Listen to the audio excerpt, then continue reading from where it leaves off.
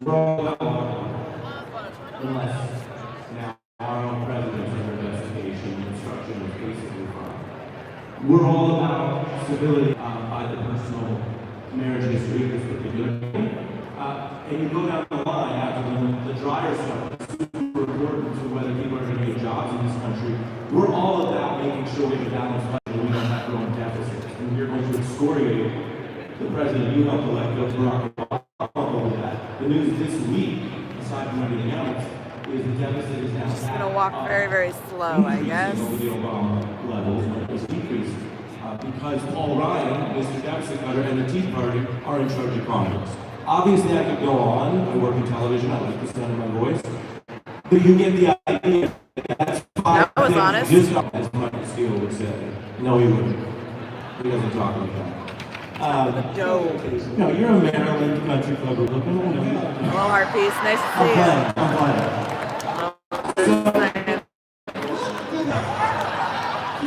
So sizable early crowd here. The Democrats have their problems. We report on them as well. But I think a fair reading of the facts would suggest that the midterm in the first race, Trump and for anything consistent other than Trumpism. Carville first. So there was a Republican Party at one time that was like I don't know if I'm supposed to be standing here. Nationalistic, traditionalist, kind of pro-business, low regulation. But I'm standing here anyway. Guy at the hardware store, he was a little league coach, he was on the board at the First Methodist Church. That party no longer exists. There's no such thing. That's it. It's like the Whigs. No one's telling me. I mean, it's stand here, so. It's a historical art. There is only Trump in a Republican Party. If you ask Republican voters, and it has been done, what is the number one thing you're looking for in your congressman, they will tell you somebody that will protect Trump. If you ask a Democratic voter, what is the first thing you want? I want somebody that's going to stand up to Trump. Protect Trump. He has dominated, he has overtaken the political party. Say what you want about him, he literally is Trumpism. And every critic, every Republican nice to see you. that is critical of Trump, they all have one thing in common. They don't have to face Republican voters. Jeff Flake, Bill Kristol, Michael Steele, George Will. I think I'm not going to lose, so. No. Have to go out and face Republican voters. So you can, and everybody makes Trump it, baby, yeah. The commentary makes a big deal. It's there. You know, right-leaning columnist Max Boot says something. Well, Max Boot is a smart guy. Max Boot don't have to get anybody to vote for him. If you got to get Republicans to vote for you, stand right there. How's the sound? Can you hear it? I don't know. The longer question is. I think so. And you see it all the time. It's James. He's always sounds like that. It's going to be here for a long time. It's going to be here for a long, long time. That's the big thing in my lifetime, to watch a political party disintegrate right in front of my eyes. So Zerlina, keying off what James Carville said, Drake likes to say, I'm here for a good time, not a long time. And James Carville saying Trumpism is the opposite. It's going to be a long time, if not a good time, for some of the people affected by it. It's definitely not a good time if you're a person of color or somebody who in a marginalized I'm walking as slow as I possibly can. It's not a good time if you are a person of color who is trying to seek asylum in the United States and you happen to have a child and they're separated from you. That is not a good time. So on the one hand, it's a bad time because of some of rhetoric and obviously his temperament. That's not rhetoric.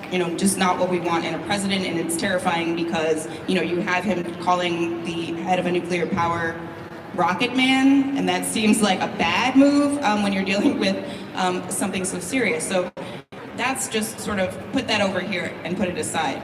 What I am struggling with in terms of our political system right now is the fact that there aren't enough Republicans, whether or not they're going to face voters or not, that are willing to say, don't hold him in horses, right? I mean, how hard is that? What are you afraid of? It's a tweet. They'll probably send a tweet, and you're afraid of a tweet.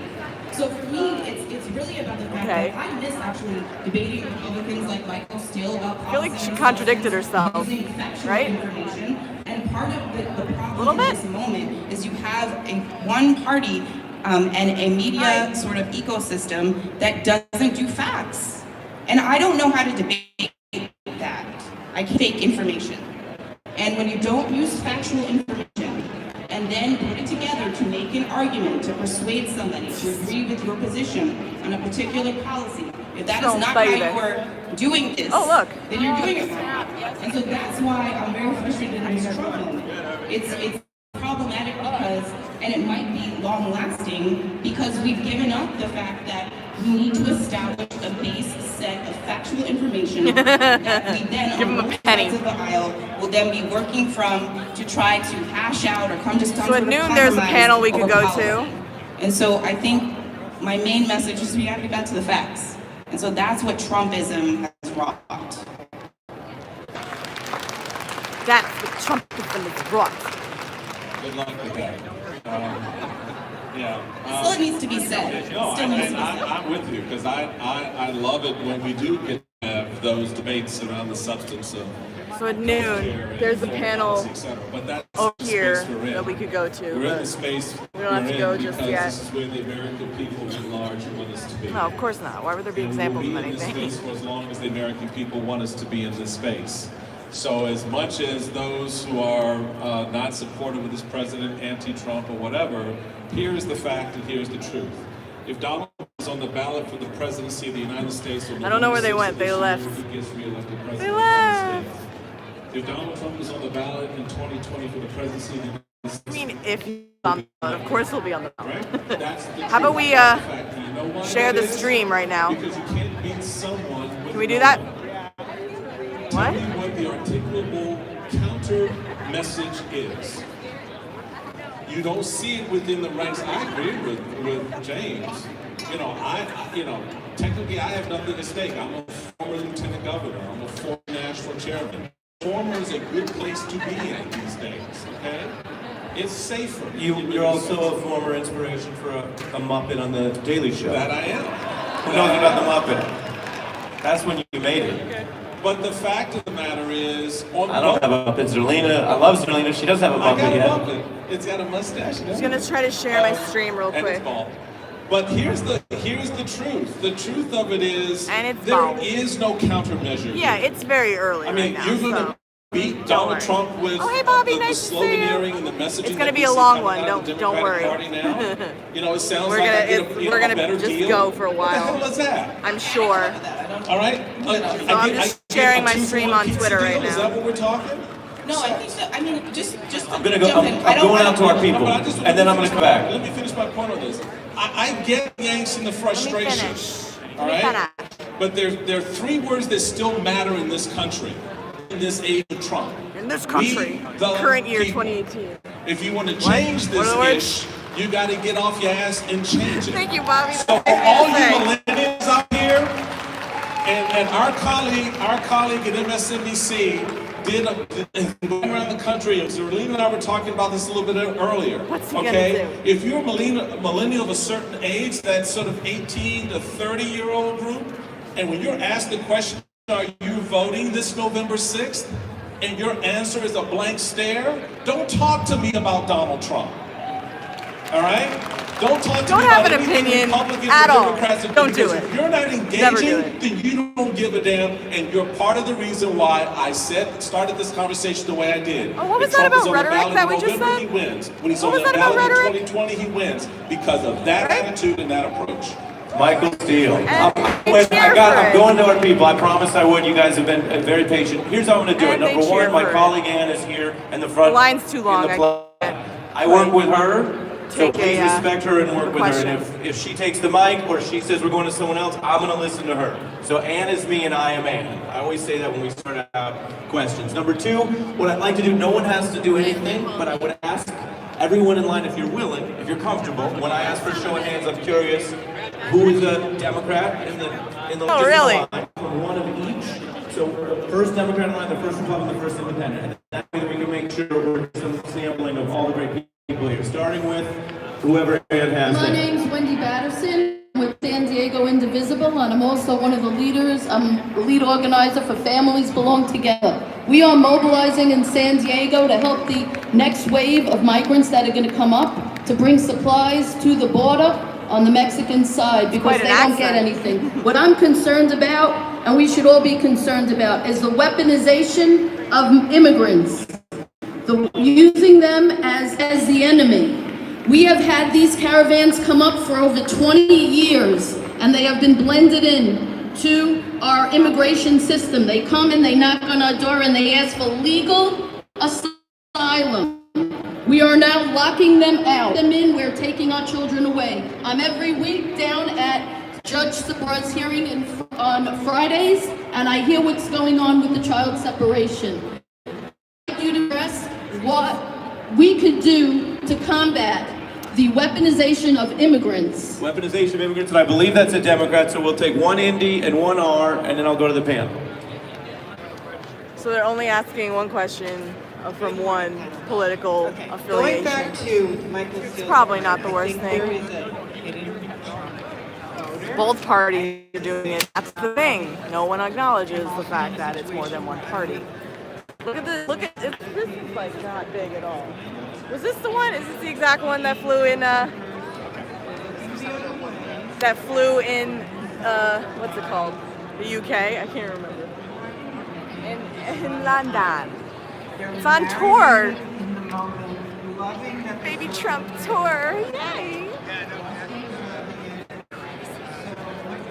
Crazy. So they're all asking questions over there,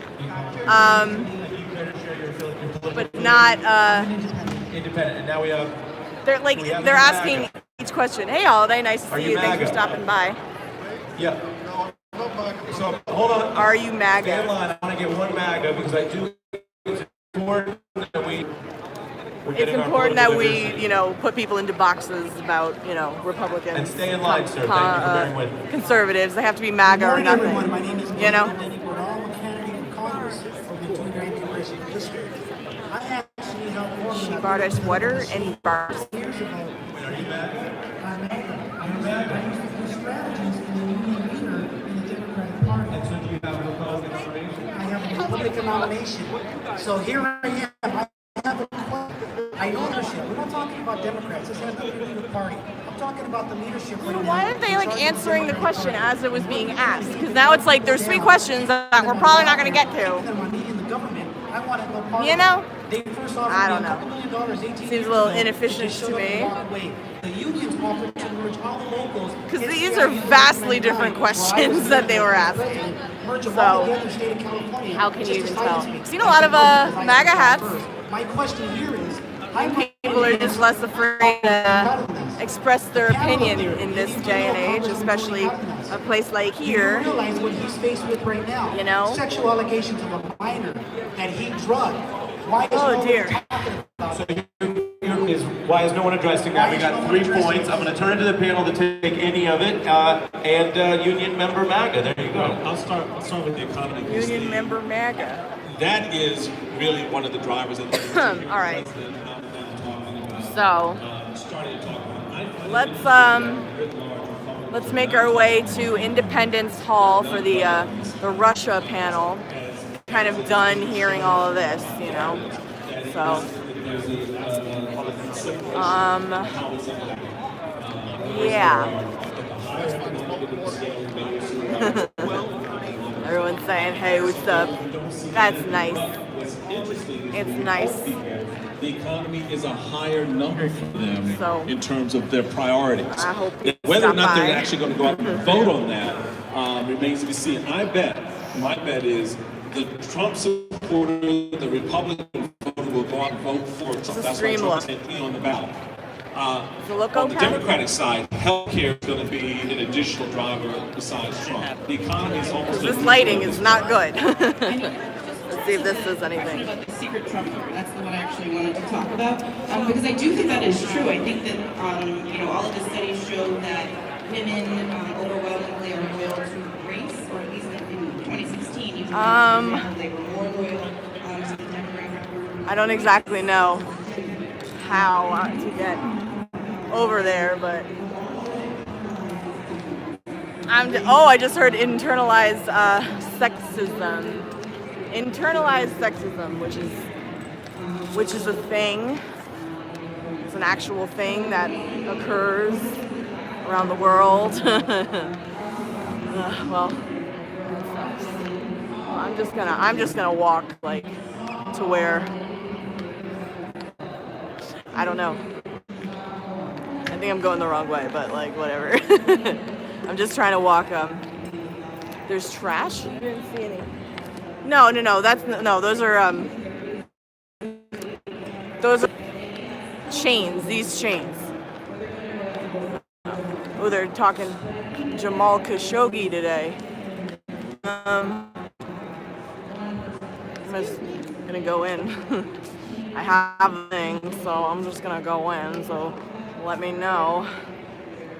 Wow, there's a lot of empty chairs over there and people walking out. So I'm wondering what's going on exactly. I don't know.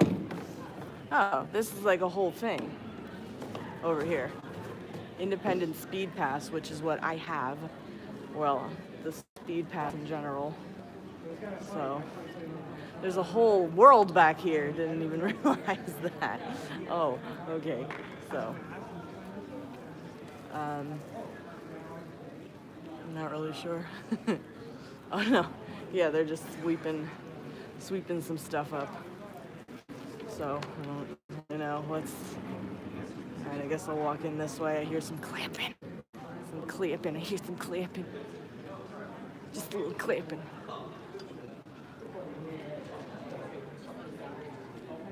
I don't know. Sorry, we're walking kind of slow.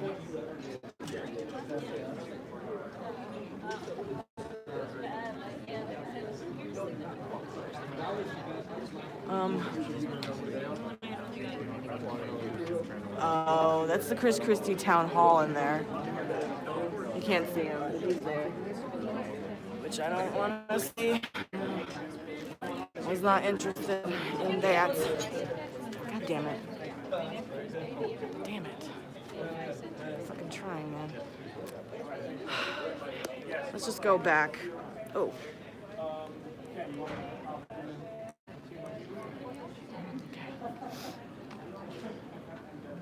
They're still doing the town hall in there, so let's go back outside. Why not? And see what kind of shenanigans are happening over there. Yes, there's plenty of room, and that's a bathroom, which I'm not going to go in.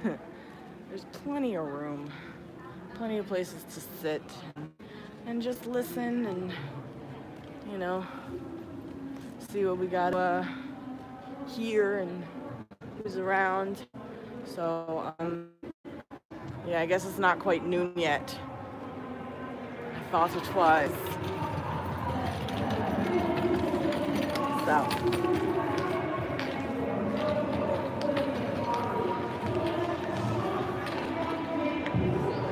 She sounds really mad.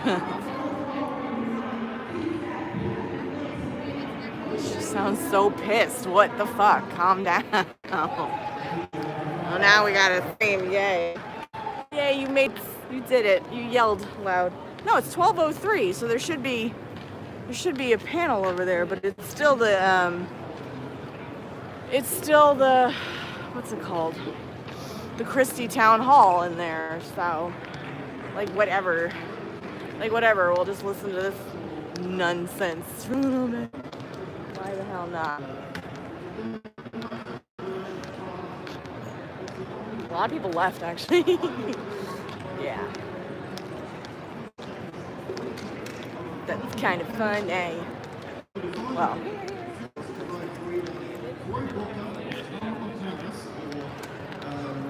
Or Bernie Sanders, and God forbid Elizabeth Warren, I'm going with Trump. It can be Joe Biden. Hello, Shock Therapy. Nice to see you. Go for Democrats. All right, so I'm going to take it down the line, starting with Michael. Final thoughts, 60 seconds each, and thanks to everyone for such a great conversation. Well, I think that last, point is really sort of the unspoken truth of this political cycle, and things why that are I go here. back to what I said just a moment ago Like the, about we the people in the space we're in what they and why have. we're here. Folks, For you sale. don't hand over your citizenship and the power that you've been given under the Constitution the day you vote for someone and you step back. That's an ongoing, engaged moment that Hey, you are Rose Red. asked to Nice to see continue you. to engage LA in. has been If beautiful you lately. don't engage, It's so lovely. There's like no smog. That's what the Lyft driver told You're going to get me. more of the same. This does not get better. There's more bottom to hit. Trust me. Oh, President told us on day there's one, more bottom to hit. That's nice. That's a really nice way to put it. just getting rid of EPA, folks. It was undermining the very values and institutions. A lot of fixed democracy things, because we're going to do that. Me Too at the polls. And women's march things. And sign, and it blew up on CNN, and she actually made a podcast about me. So I've been trying to get all my friends like, hey, if you're thinking like talking about a private citizen, like exercising their rights, can I please come on and like defend myself, you know? So I've been trying to get the channel. Oh no, like I had like probably 30 people email the police because it was when she was still there and she got fired like a month later. Right. But yeah, it's so awesome to be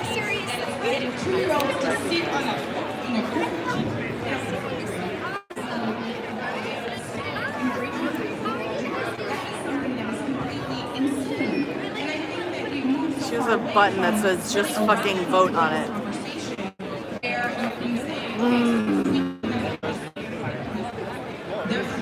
No. Well, I haven't seen one yet. Maybe there will be. Isn't Jonathan Pye conservative? Oh, yeah, they're all over the place around here. Is Jonathan Pye conservative? I thought he was. Oh, boy.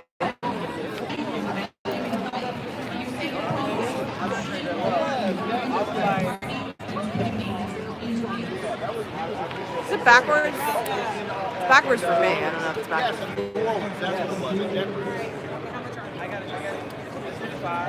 Let's see. We, the internet. Well, if there is, let's hope I catch it on stream.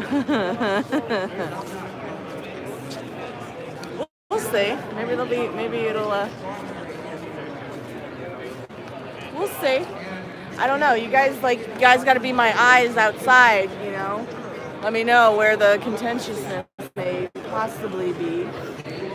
A lot of booths about democracy. There's an empathy tent over there. Is dialogue spelled incorrectly though, or is that the way it's spelled? Empathy tent. Shall we?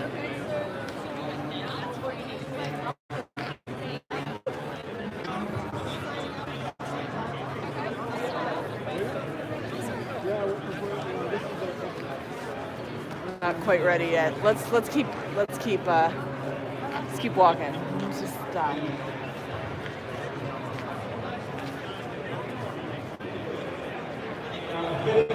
Just not ready to ask yet. I don't want to talk to anybody just yet. I need to get a little warmed up, you know. Distinguished Speakers Series of Southern California.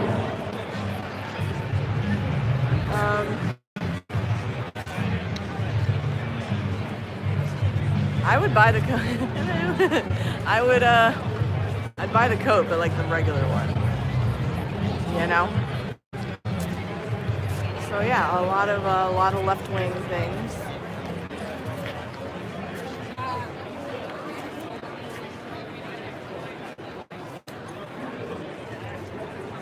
Left-wing bling. Oh, thanks, Madison. That's nice of you to say. Alrighty. Equal Rights Amendment bracelets and whatnot. Equal Rights Amendment. And our Bleeding Heart liberal pendants. Aha! Bleeding Heart. Let's take a look here. Lovely design. Isn't that cool? Very. We have the earrings to match. Well, this one's bleeding red. Well, you know what? It's a all American. Okay. Okay. All right. That sounds good. Of course. Thank you. Okay. Thanks. Sounds good.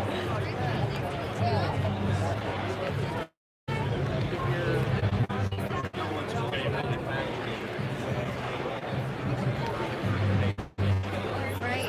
And I work for the RV industry developer. So that is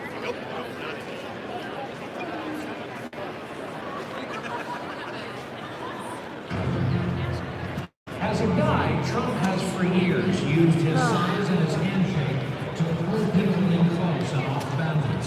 So it's been theorized Macron is using the kissing and the stroking and the hand-holding as a kind of double reverse body trolling attempt to keep Trump off balance. At times during this visit, it looked like the two men could not keep their hands off of each other. Either way, we saw a bilateral... Are you hearing what this like little thing is saying? Talking about handsiness and cool. There's a lot of booths back here. I don't remember seeing these when I walked in. Ugh, maybe I just like my eyes were not open. Oh, see, here we go. Turning Point USA, which is right wing. So. Hey, what's up, guys? Check out the merch. TPUSA.com, LoganPaul.com/shop too. Hottest new merch. Thank you for shilling on my stream. Yeah, of course. Appreciate it. That's what America's all about. The free market. And our right to shill. That's right. This girl knows. Lovely. I am lovely. I know. Every time you play. There's a lot of games here. It's just here, you know? It's just here. I would like to, you know, do have a couple questions for Turning Point USA, but I need, like I said, I need to, like, you know, to ease into it a little bit. It's all good. What do we got here?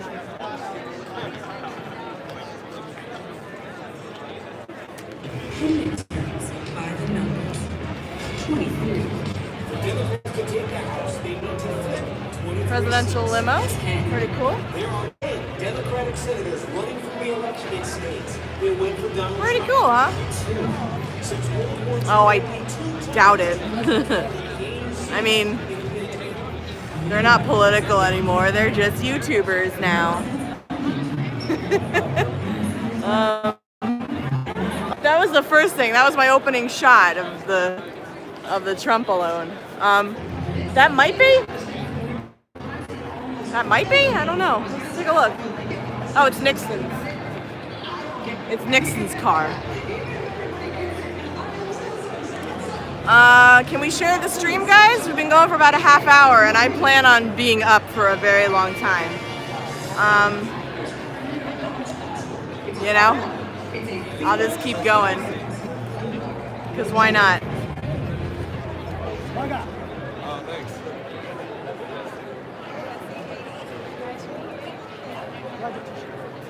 Lots of MAGA hats, which is good. I don't feel that. I don't feel like people are, you know, pissed at each other. I want to see this over here, though. I think that this is good. This country is one of the most popular illegal crossing destinations. We want to get on this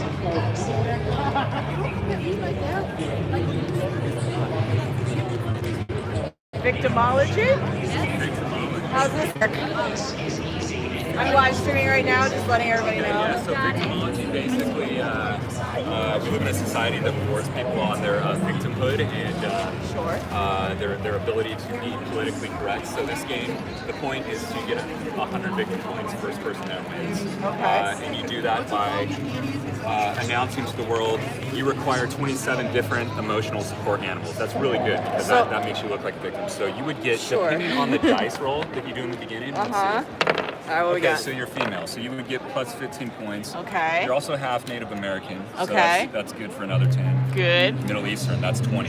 Okay. You start out with 25 points, all right? And you're female, so you would play this on yourself. You get 15 points right there. Okay, so how do can I lose points? Is that, how do we lose points? Well, right here you can see if another player plays this against you, what does it say? Maxine Waters summoned a group of snowflakes to chase you out of a local sizzle. Oh. So that's a bad thing. That means you did something really bad for the cause. So you would get negative 10 points. Okay. Right. Interesting. There's mod of happen to offend a flock of millennials. You're not able to collect victim points until you take the required anger management course.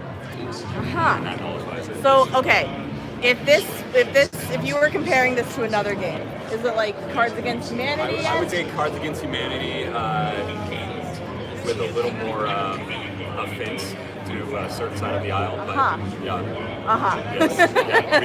Yes. We're targeting snowflakes at you. You ever think there's like Republican snowflakes too? Totally. Oh, yeah. There are. We're making fun of them as well. Okay, good. So, yeah. Good. I like we love everybody. We think everybody's equal, and we basically want to make fun of people who take themselves too seriously. That's a good way to put it, because there are too many folks who do that. Way too many. On both sides, right? It does happen. I consider myself neutral. I'm kind of in the middle. So. What's the layout here? Who's come around to see you guys over here? Who has come around? Yeah, like what are people's reactions? Are they like, oh, like are they taking offense? I'd say it's probably about 75% positive and 25% evil stares as they walk by. Do you think people's sphincters are starting to loosen up a little bit? I think so. I hope so. I hope so too. That's the way that we're going. I was telling my Lyft driver that everybody here in California, ever since pot was legalized, everyone's a bit more mellow, right? That's a really good theory. Right? Yeah, everyone's just kind of chilling out a little bit.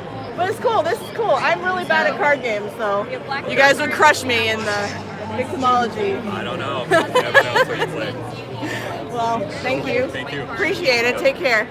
Hello, Ayak. Nice to see you. Thanks for stopping by. My fucking glasses are fogging up, by the way.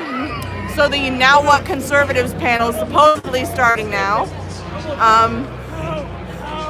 So we can go see that. Yeah, that's true. I have not seen. Oh dear, this scared the shit out of me. Oh really? Andy's stream's still going? Well, this one's going too. I don't know what we're.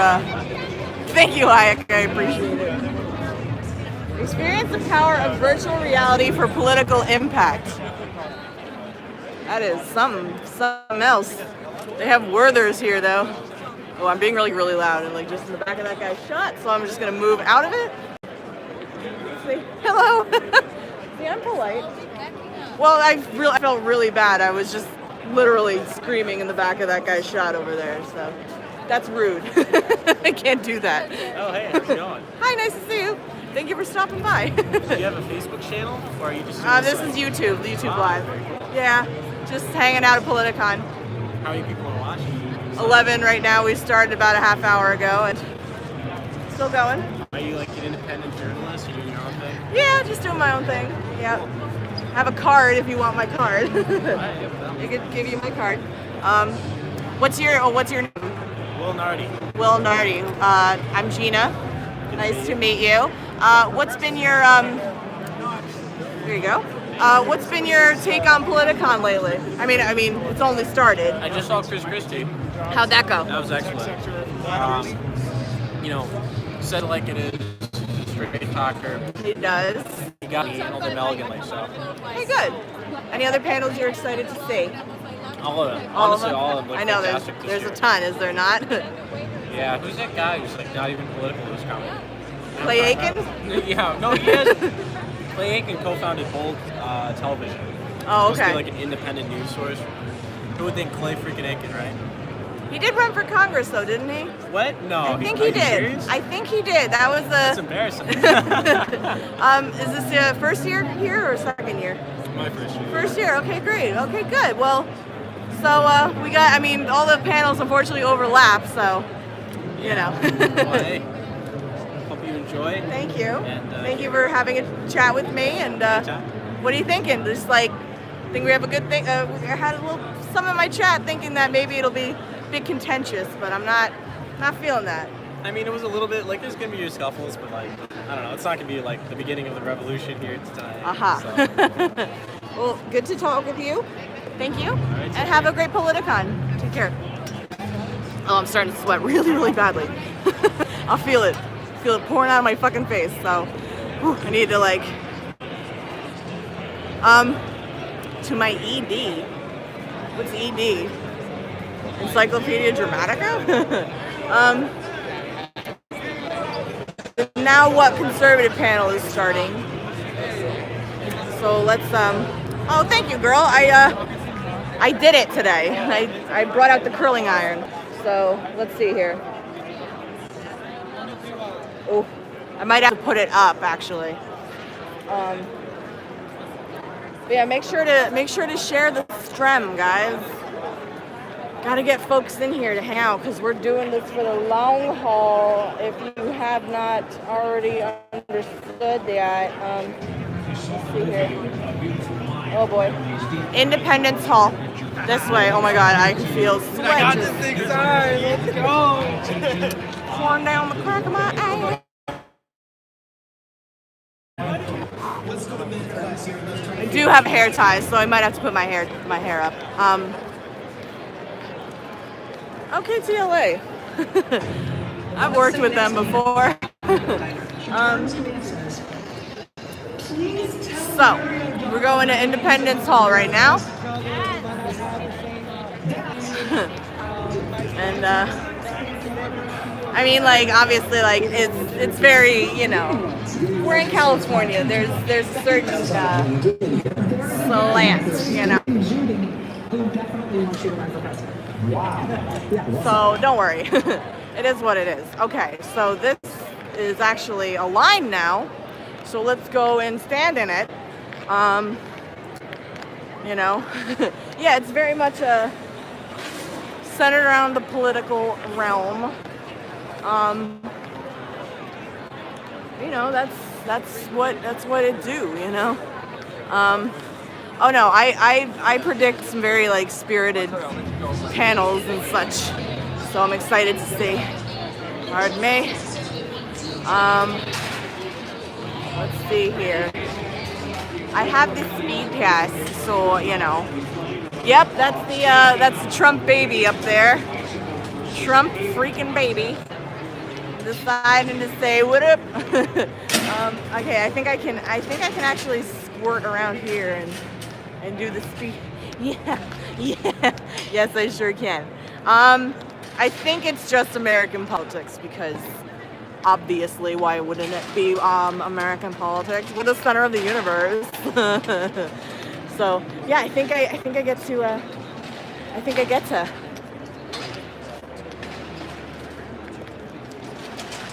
Can I go in? I'm just fucking wandering.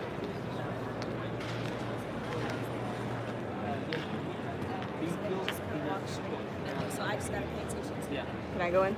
Yeah. Oh, unfortunately, we're not open yet. Oh, okay. So Yeah. I just stand here. Yeah, Then. you stay right here, but we're not open yet. All right. Yeah. I'll stand here. Yep. Aha. Look at that line. I'm right at the front here. I spent a little extra money to get the speed pass.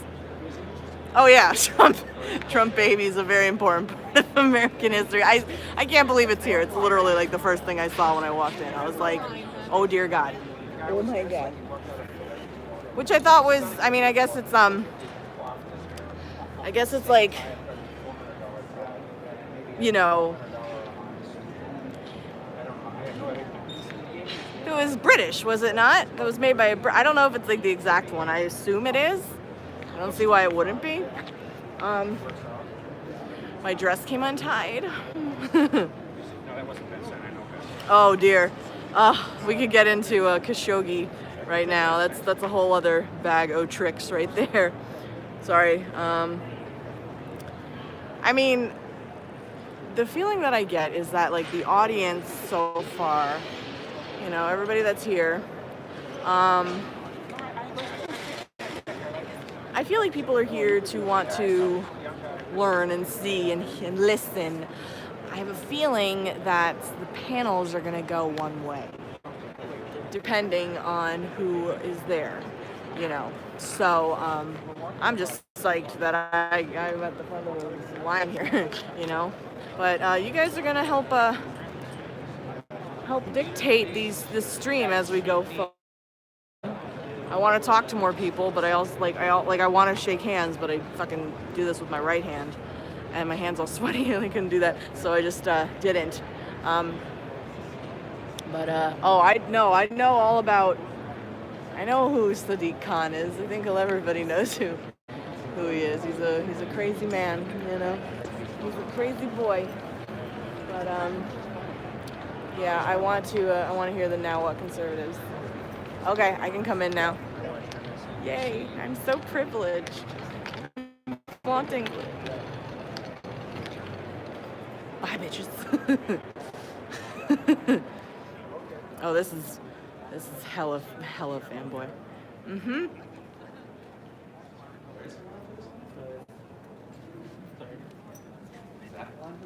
Oh, okay. Cool. Okay.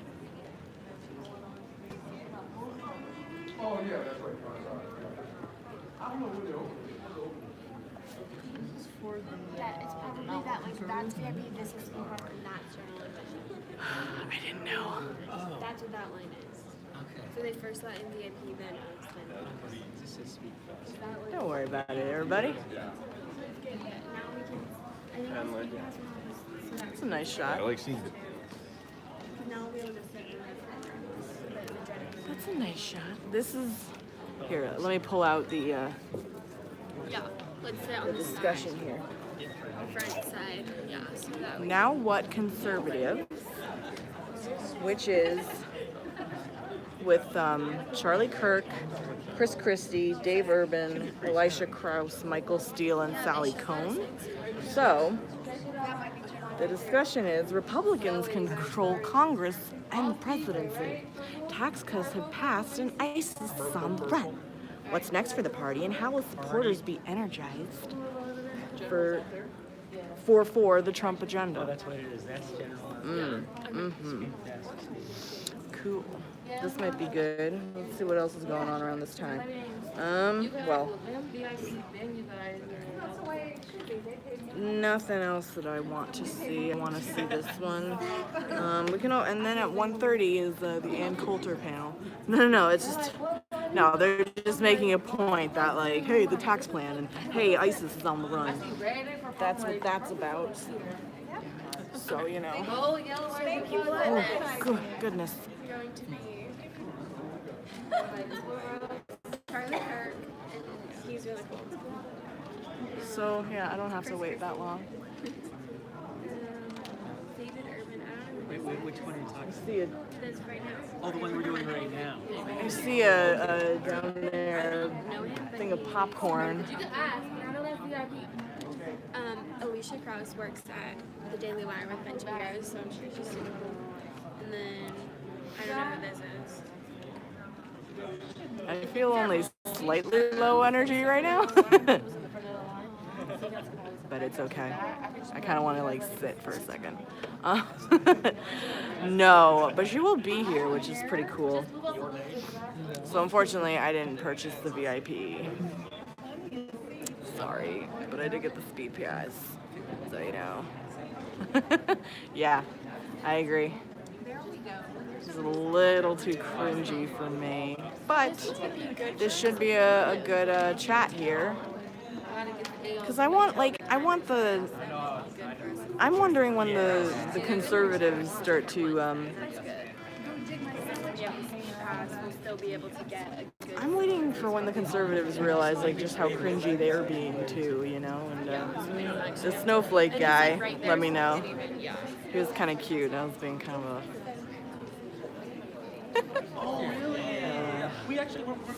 It's all good.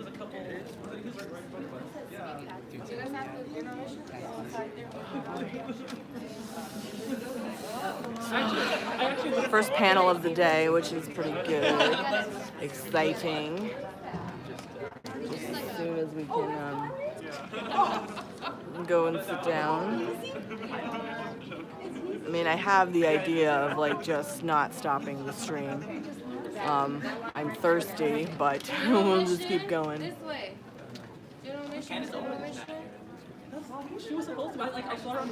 Yeah, this is an important line right here. No, he's not gonna be here. I didn't see him on the list. He unfortunately has fallen off the map. Maybe fortunately, I don't know. At this point, I think he's kind of overstayed his welcome, if you will. I feel like it's like too prickly to be near him, you know? People don't really want to be near him too much anymore. You know, he's retired. Fuck. He's only like a couple years older than me. That would be awesome to retire at that time, you know? Well, I mean, I guess people's cringe factor is, you know, it's personal. You know, it's just things that you see that you're like, oh, now I don't like you right now. You know, he got deported. Oh my God, he might have. No. Yeah, it's just for me, like a cringe factor is something where when it occurs, I'm just like, oh, I don't like you right now, in this moment. Stop doing that thing. It doesn't make you look good in my eyes. You know, and that's a personal thing. I get it, obviously. Alright, I hope they let us in soon. I want to sit down so I can do my hair. I want to put my hair up. It's so hot. Maybe I'll stop like melting. I need to get into it a little bit more so I can like talk to people. But I woke up at like 5 in the morning. Sleep cycle is all screwed up. Alright, we're walking in now. Looks like it. We're just gonna file in right behind the VIPs. You know? Oh God, that's terrible. Oh, that's terrible. Here we go, everybody. Ooh. Just hope I don't drop the stream. Oh, they're hustling. Every day we're hustling. Okay. Then at 1:30 we will go to the Ann Coulter question and answer. I think that'll be fun. Because you can sign up for just one day. So I need more people to sign up. Oh.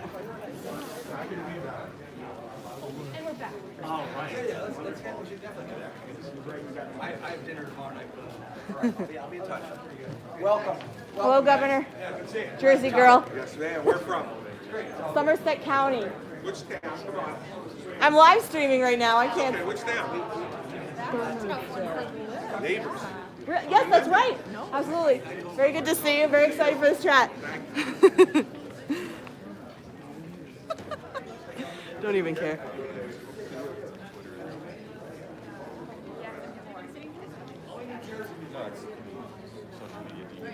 I'll go in the corner so I don't annoy too many people. That's Charlie Kirk. There's things I can yell right now, but I'm not going to, considering I would blow my cover a little bit. So I'm here independently, and all right, I'll sit right here. I'll sit right here and we'll chill right here. Sound good?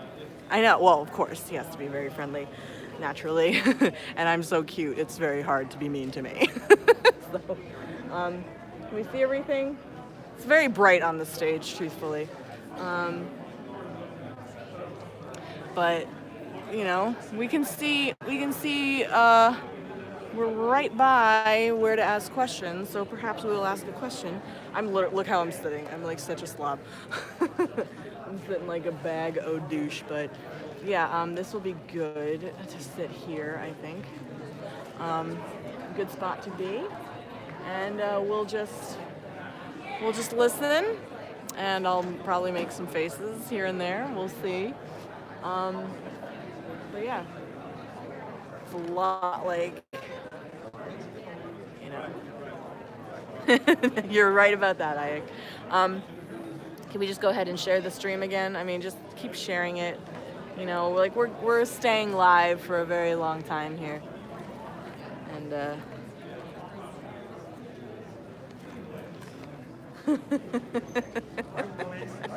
There's Christy over there. I have to tell somebody that I just saw. No. We're in the Los Angeles Convention Center in LA. So obviously not. Let me just plug in a little bit here. I want to just charge a little bit. Charge the phone just a smidge, you know. This should be a good chat here. A lot of MAGA hats, lots and lots of MAGA hats. I think it would be a good thing to talk to. Would be a good thing to talk to some MAGA people too. You know.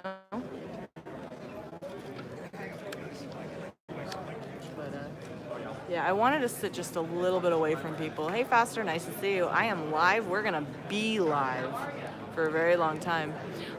Well, the thing about the MAGA hats is that we're in we're in the bluest state in the entire world besides New York City, which is not a state, but you know. And it's kind of refreshing just to see people just at this point not afraid to express that view. Oh my God, if Kanye was here, I would flip a shit. So yeah, you know, I want to start talking to people. There's like some hot pieces around here. So yeah, exciting. This is exciting. I'm excited. Well, yeah, Massachusetts is also a very blue state. Very, very blue. California is quite blue. So blue that you can walk into LAX with a literal ounce of weed on you and they just let you onto the plane. So this is Now What Conservatives. And then I would like to go to Ann Coulter's panel, you know. So, which is in about an hour. So we'll see what goes on here. We'll hear some things. I think that this is a pretty good setup. You know, and I'll just show you shots of the crowd here and there. And I don't feel like an air of contention. You know, I feel that there's people here who really want to listen and really want to talk.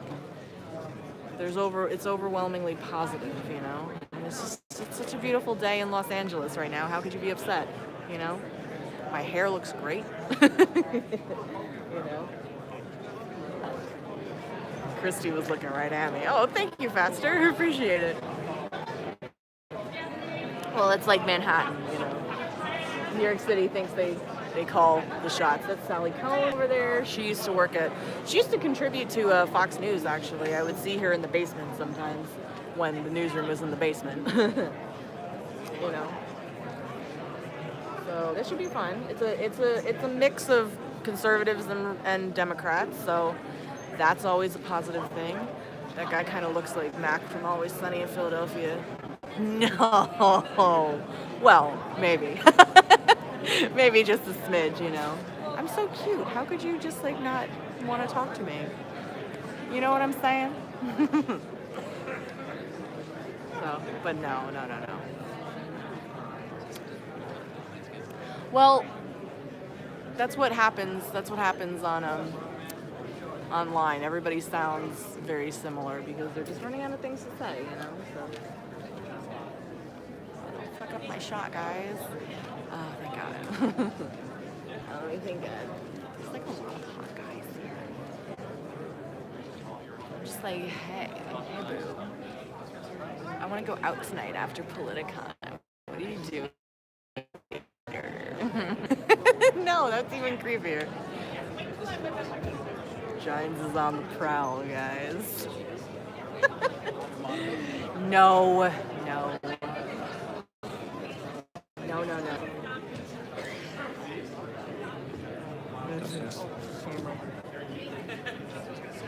have the camera.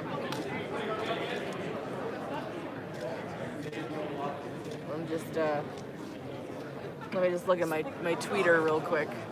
All right, please welcome our moderator, Sally Cohn, to ask our panel.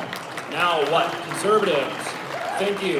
Joining me today are Chris Christie, Michael Steele, Charlie Kirk, Alicia Krause, and David Urban. Yes. All right. Oh, it's my turn. Okay, great. Hi, everyone. We're going to talk for 45 minutes. You're going to solve the future of your party. Got to be honest, so glad right now it's not mine. And then you all can ask questions, so be thinking about your questions. FYI, they have to actually be questions, not statements with an upward inflection. I need actual questions, all right? I have questions. Thank you. Yeah. Listen, and I will shut you down because I'm a liberal. All right. That's pretty funny. So I want to first start by just getting everyone's take on where you think, we're going to talk about the future of the Republican Party, but where you think the Republican Party is right now. And Governor, I'm going to start with you. I feel like you've really seen it, I feel like the Republican Party has changed a lot in the last 8 years, and that you've been either a part of or tossed up and down by some of those changes, and I want to know if you think that's right. Has the party changed? Sure. It's changed because we have a new leader. Yeah. And whenever the party changes, the party gets a new leader, it changes, right? I mean, I came into national Republican politics when George W. Bush made me the U.S. Attorney in New Jersey on September 10th, 2001. Shit. So the whole world was different then. And, the 8 years I was U.S. Attorney with George W. Bush, much different presidency than what we have now. And so, no matter what a party thinks it is who its leader is. And, the Democratic Party was different under Bill Clinton than it was under Barack Obama, even though many of the same players existed in major positions. The president writes the hymnal, and the party sings. And that's the way it works in our system. And so I think that's why the party's different now. The party's different because we have a different leader. Some people sing loudly in the choir from the hymnal. Some people don't like the hymnal as much, so they just pretend that they're singing. Some people just have their mouth moving, nothing's coming out. What about you, Governor? Nobody's listening. It's okay. What about me? Yeah. Where are you vis-a-vis the choir? Oh, listen, I always look at politics as a binary function, right? So to me, people ask me all the time, you were the first major person to endorse Donald Trump at the end of February. Why the hell did you do that? And I said, because I didn't want Hillary Clinton to be president of the United States. So to me, I looked at it, I'd been in the race, and I knew that none of the rest of those guys who were on the stage were beating Donald Trump. They just weren't. And just because I figured it out at the end of February, it took everybody else a lot longer to figure it out. We all came to the same spot. I knew when Donald Trump won South Carolina by double digits after having won New Hampshire 2-1, if it was any other candidate in my lifetime, the press would have said, it's over. Everyone else should fold up your tents. He's the nominee. Because it was Trump, people went, no. This can't possibly be. No, it's going to be Marco. It's going to be Ted. It's going to be Kasich. It was never going to be any of them. It was going to be him. And so my view was, you can either do one of two things, stand on the sidelines and do nothing, or if you're going to get in for the candidate who you prefer based on what your choices are going to be. It's clear to me our choices were going to be Donald Trump or Hillary Clinton. Given that choice, I'm with Trump. I'm reminded of the Eric Erickson comment that, if you put a gun to my head and said I had to vote for Hillary Clinton or Donald Trump, I'll take the bullet. But yeah, that's easy to say, except nobody does. I know. Yeah. I appreciate and kind of get the hymnal analogy, but I just feel like I'm the parishioner that also ties and volunteers, and I don't care what the hymnal says because I'm going to look at the Bible. And I just kind of feel like, yes, Trump is in the White House. Yes, there's lots of talk about he is the leader of the party, But from conservatives, we also need to go back to the basics of, I think, constitutional conservatism and understand that, sure, he can be the leader of the party, sure, he's doing lots of great things, but there are the checks and balances of the other people, and we don't all have to be. The Constitution's the Bible. Oh, I mean, just to be clear, I'm not saying everybody has to be a yes man. You're asking me what's the condition of the party. The party reflects the leader. Now, there will be people who will disagree with him on certain things. Some people like Brett Kavanaugh, some people didn't. Some people like the tax plan, some people don't. But the fact is that there's all different kinds of folks who will agree or disagree, but there's no question that the party is Trump's party. And if you want to change that, then run against him. So is the party under Trump a strong party? I mean, it begs the question, approval ratings, what's your take? So I have the chairman of the party sitting here next to me, so I'll let him answer that question a little bit. It's What's not the chairman? No, they make it seem. But I will tell you. So I will tell you this, kind of echo what the governor said. So I think it's not Trump's party. Trump is the president reflected a mood in America. The people who attend all the rallies, those folks are the Republican Party, right? You're the Republican Party. The president's not the party. The president's the head of the party, but the party is the basket of deplorables. That's the Republican Party, right? I will tell you that, to put a little fine point on what the governor said, I was in Washington and I was working on a bunch of campaigns. I worked on Rick Santorum's 2012 campaign, which saw a little bit of this, and then I was working on his campaign. He drops out, kind of a free agent, and I said, I think Trump's going to be the president. And people said to me, you're out of your mind. And so I threw in the campaign during the primary, and literally my friends were calling me and said, you're going to ruin your reputation. What are you doing? You've got a good reputation. What are you doing? I said, I see something. I drive around Pennsylvania. I've done a lot of campaigns, and it is something like I've never seen before. People were showing up in the primary in Pennsylvania. I'd go around to the polling places, and people were coming in and saying, this is the first time I've ever voted. I mean, they were excited. But can this is I the first time I've voted. Alicia's point, from going from supporting Santorum, I mean, it's almost hard to think of two. Not true at all. Because they're both because they're how do you both. reconcile it under Economic populism, right? I mean, if you look at Rick's books, right, what Rick was espousing on the camp, Rick just didn't say it artfully, right? The president really captured it and got it out there. But there's this great law that, I mean, the Democrats abandoned the working class in America, and that's what Donald Trump, right? He found that vein. As you travel across the Midwest, you go to all these towns, working class town, Ambridge, Pennsylvania, where I was born and raised. Took the president there. No president had come there. No politician had been there before. And all these steel workers, and they showed up. And they're like, you haven't forgotten us. You got our back. Right? And that's a message that resonates. Because, know your audience, I'll say, as a dyed-in-the-wool non-Trump fan, really, Sally? I had no idea. You're not a Trump fan? I know, shocking. I know, it's very bright. You haven't seen this thing called the internet. But I will say, and I said this from the beginning, I said, if he does something I like, I'll support it. And it's interesting on the economic populism front. Like, listen, I thought his NAFTA correction wasn't as far as I would have gone, but it was good policy. It was better than NAFTA under Bill Clinton. I said it publicly, and I said it again. Hey, yeah. I can only snap. It ain't conservative. At least it's not Republican in the sense of the party that you ran. And I'm very intrigued. Like I said, it's not my party. It's fun to watch with the popcorn. Because this is a different, especially economically, it's a different agenda than the party when you ran. It is very different. And it's one of those dynamics that for those who are like myself who have been in the grassroots, and I think David, you put your finger on the core of where Trump's energy comes from. It's around this sense of a community of people who have felt economically alienated for generations. You look at the industries, whether it's manufacturing, whether it's coal, whatever it happens to be, in between the coasts is America. And that is a real sense of what Trump was able to tap into. Because the governor put his finger, I think, on a point that can't be missed in the sense of the role that individuals play. Donald Trump is the titular head of the party. Now, if we're all honest with ourselves, and I think we need to be, in that Donald Trump is not a tried and true convicted conservative. Donald Trump is not a He's not convicted yet. not a tried. Oh, that's not what you meant. Sally. He's not a tried and true Republican. But that's fine. That's fine. What Donald Trump was able to do was to step into what was raging beneath the surface for the last 35 years. And I can tell you, I've been a Republican Just now. jokes, making This jokes. November will be 43 years.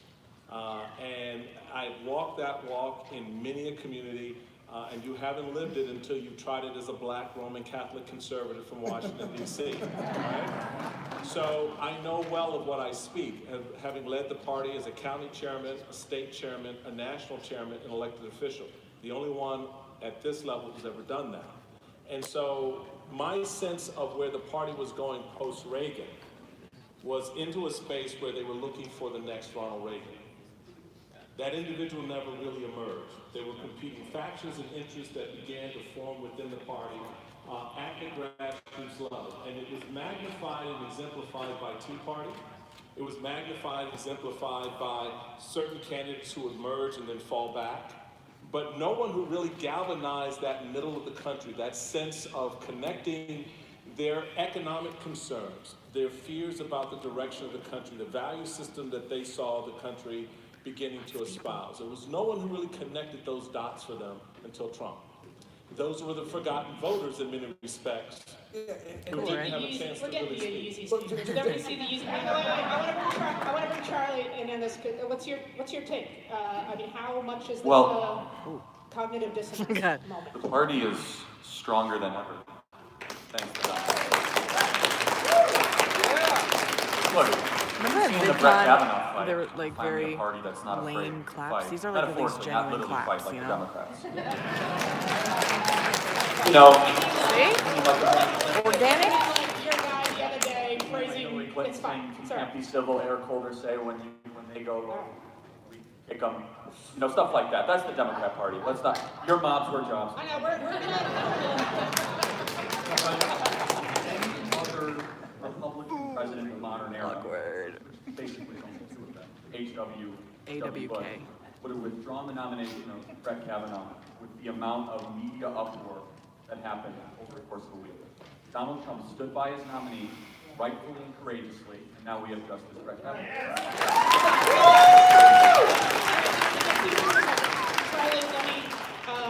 Charlie, apart from Greg Gianforte, let me get to a question for you about, it does seem like part of what's also changed in politics and changed in the Republican Party, and maybe it presages a change for both parties, is no longer caring about these mythical unicorn swing voters and just saying, I'm going to play to the base, I'm going to play to the base. And that, because I'm not actually, if you look at numbers, and I'm not being partisan here, versus like actual news stories that's happening popularity right numbers now. are not doing that great, but it's still working because the base loves you. And is that the new strategy? Is that the new normal? Good. The political philosophy that Donald Trump put forward is one that I actually think is healthier for a party, which is you strengthen your base, then you find 2 to 3 issues that the other side has ignored that does not compromise your core values or principles, such as the disaffected working class in the middle of the country, essentially anywhere between Manhattan and Malibu.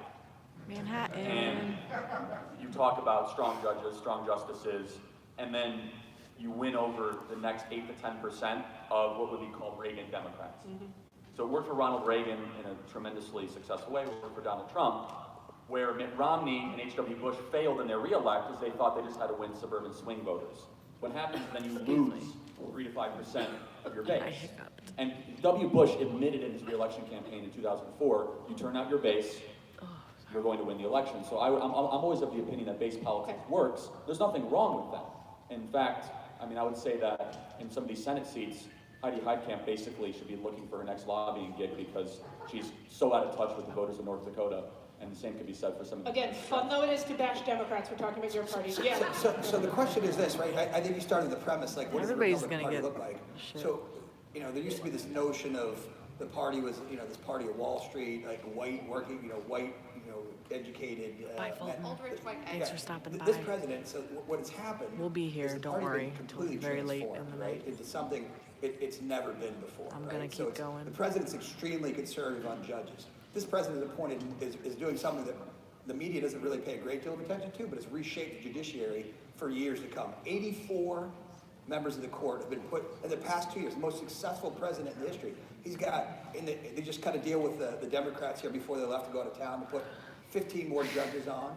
There are 11 more judges that are going to get done probably in lame duck, and there are 22 more vacancies coming up during the next two presidential years. So the judiciary will be overwhelmingly very, very conservative, right? And so, but fiscally, right? This president, we have big deficits, right? Which is not traditional Republican mantra, right? The Republican mantra is cut spending, right? You know, strong defense, cut spending, lower taxes, right? We have a huge deficit right now that a lot of you know, old school Republicans are kind of wringing their hands about, the Larry Kudlows of the world. We're going to grow, I believe, we're going to grow our way out of it. But there's, you know, in terms of what the party is, this is the party of Donald Trump. It's not the Republican Party anymore. This is the party of Donald Trump. And just to put one quick 5-point on it, because this, I never forget this. Barack Obama, when he was out here to fundraise on the West Coast, talked about Pennsylvania clinging to guns, God, and religion, right? And those voters in Pennsylvania didn't forget that, right? I mean, there's shirts, people wear shirts in Pennsylvania, guns, God. People are proud of that. And Democrats just have forgotten that. We can be elitist and insulting jerks. Yes, thank you. About the judiciary, because that is the biggest win President Trump time so far. We cannot forget the She amazing keeps just bringing it back to how he was able to. How he was also able to help. But conservatives. But more conservatives is. That support, and I think part of the reason why President Trump didn't have Alicia, can I ask you a question? Hang on, Charlie. Hang on, Alicia. It seems though that part of what you're doing is evoking a lot of what sort of conventional conservatives feel in this moment, which is, I don't like Trump's style. I don't like some of his, you know, but I sure like what the guy's doing. And it's been interesting to see so many Republicans, especially in Congress, who started out so opposed, now say, yeah, you know, Lindsey Graham. Oh man, Lindsey 2.0. Is it bad stream right now? It's sort of like, I'll complain about Trump till the cows come home, but you're happy with. I'm happy with a lot of the decisions that he's making. I'm not happy with the trade things. I'm incredibly happy with the judge decisions that he's been making. The judge decisions. And I think that it is fascinating, like the Kavanaugh thing. I wanted Amy Coney Barrett. I was like, give me Amy. I want Amy. Kavanaugh's kind of a squish. And then hey, you keep your hands off Ginsburg. And then really the whole entire Kavanaugh fiasco and incredible attack on that man and his entire family. It's unfortunate that they're and a wife. I cannot comprehend they are what his slower. Their mic is not. Solidified Her mic is not very loud. Oh yeah, I'm voting for Trump in 2020 because if this is the way that Paula. this is the way that the left is going to I don't remember the beard guy. and this is the way that they are going to treat a man who, by the way, governed like or made judicial decisions 98% of the time very similar to Merrick Garland. Then Oh yeah, I do remember. So, Governor, when we're talking about this sort of shift in the policy of the Republican Party, you are, in a lot of ways, you represent that sort of conventional board. You'd be the guy outraged about the deficit. How's that look? Nice lighting. Well, first off, it's because I know the president, and I know he's for free trade. He's for free trade. He's just, listen, people have to know how Donald Trump's trade. He's changed his position on almost everything over the course of his career, except for that. If you go back to the 80s, with Donald Trump, Phil Donahue, many of you probably don't know who Phil Donahue is. I know who Phil Donahue is. Phil Donahue talking about the Japanese getting advantage of us and unfair trade agreements. And I think the proof is in what he's accomplished. Better deal with Mexico, better deal with Canada, better deal with South Korea. And that's just a fact. I mean, these trade deals are fair for the United States. And Trump's idea of free trade is purely free trade. That if you give the American people the opportunity to be on a completely level playing field, that they will beat anybody in the world. And that we have to compete on a level playing field, but still win. And that's winning. That's how you're going to win if it's level. You want fair trade? No tariffs from us, no tariffs from you. So I think it is free trade. That's how I justify that part.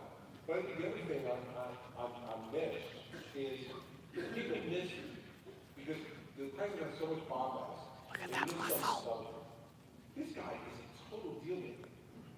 That's what he is. I mean, Don't worry, Hula Zeb will be here. We're gonna be here for a while, so hope you can stop by. He's trying to be perceived as a winner.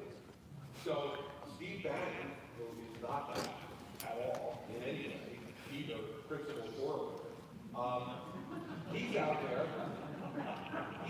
beating the Jesus out of Mitch McConnell. And killing Bejesus. when he was sitting in the White House. And what Trump finally understood when they got back Oh, thanks, Hula Zeb. was Mitch McConnell can help me. Like, if I just, be nice to Mitch McConnell, he's going to help make a historical figure. And as soon as Trump figured out that there was a deal to be made with Mitch McConnell, there was a deal to be made with Lindsey Graham, there's deals to be made with these guys. Okay, thanks, Holiday. We'll be here. Don't worry. The way I rationalize all of this is that the president ultimately, at his core, is someone who believes that fair trade is free trade, really free trade. And on the issue of him as an establishment figure, this guy will make a deal with anybody, including Chuck Schumer, if he feels like it's going to make him a winner, and then it's going to make the country a winner. And that's not winning. Not bad president to have. Let me ask you a question. I'm going to go to you, Charlie. One trend that in politics that began back in, Kennedy-Nixon era, but has been speeding up in the modern era. And do you think we're getting to the point where effectively style matters more than substance, and we are reaching a sort of end of ideology where, look, if you can win and you're conservative enough, or that it matters the personality trumps literally and If style didn't always matter more than substance, Adlai Stevenson would have been president, for God's sake. Right? I mean, style always matters more. It always has mattered more. That would be nice. No, listen. It's a different world because the media is different. The speed of communication is different. I tried to get a mic, but it didn't work. Right?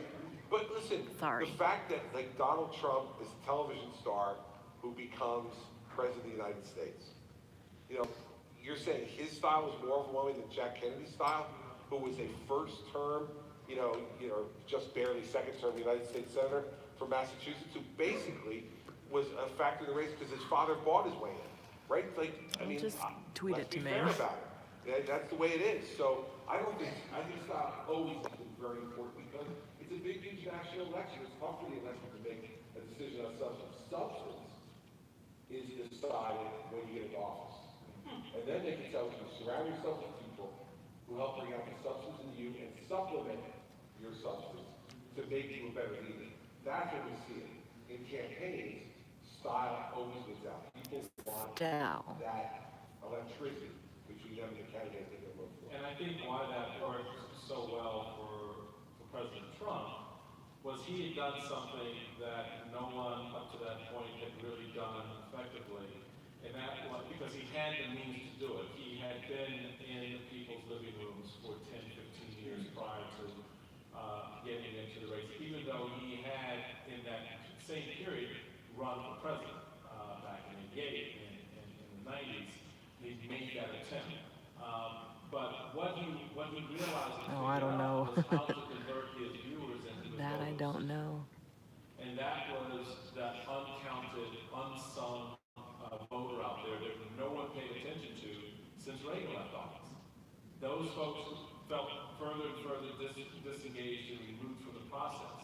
He got them off their couch and moved them towards the television. He got them beyond the television to actually go to a rally. He got them to go out from a rally to take a yard sign. He got them to put that yard sign in their yard and then actually go work the polls and then ultimately vote. So he understood how to use the style and the substance, the bravado of being the showman, of being the Donald. Bye-bye, Madison. Thanks for stopping by. They latched onto him in a way that you didn't see them latch onto, with all due respect to my friend here, the other 15 on the stage. And that was a dynamic that even they could not counter in that moment. And we saw it time and time again in those debates where there was no comeback, there was no response, because he had so defined that space and that stage in that moment that it was his. And those voters have been with him, those viewers / voters have been with him ever since. Doesn't matter anymore. Yes. Well, So passive aggressive. That's correct, but Mitch McConnell's the majority leader because of Donald Trump. Specifically those two states. Pat Toomey and Ron Johnson were in very tightly contested re-election bids in states that Donald Trump carried. And he brought out Democrats to pull the Republican ballot for the first time in their lifetime. Otherwise, it would have been Chuck Schumer who would have probably been majority leader if Donald Trump would not have brought out another 100,000 working class, middle class voters. Second thing I'll say is this.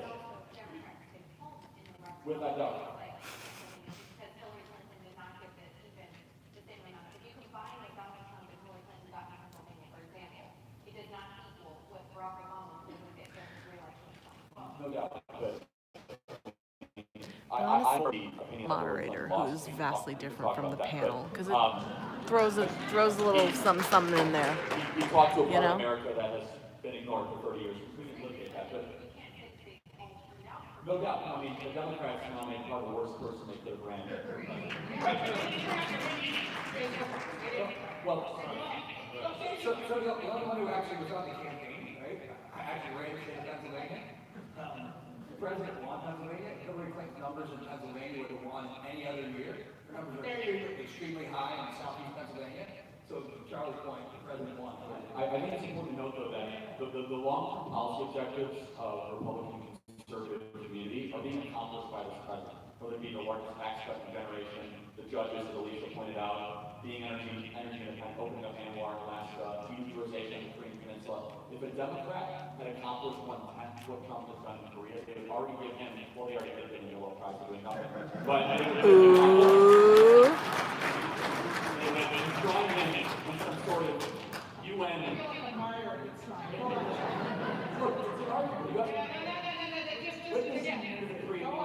That all should have won. By the way, the network that you're on. We're watching them right now. They have a dual hit for the Olympics. They're hugging. They're talking about how they're no longer going to go to war. You're seeing denuclearization on both sides. You have to admit, progress on the Korean Peninsula is both historic and So passive aggressive. Oh, I'm thinking. I'm always thinking. This president is somehow not a conservative president. Because from tax cuts to deregulations to the judges, the foreign policy.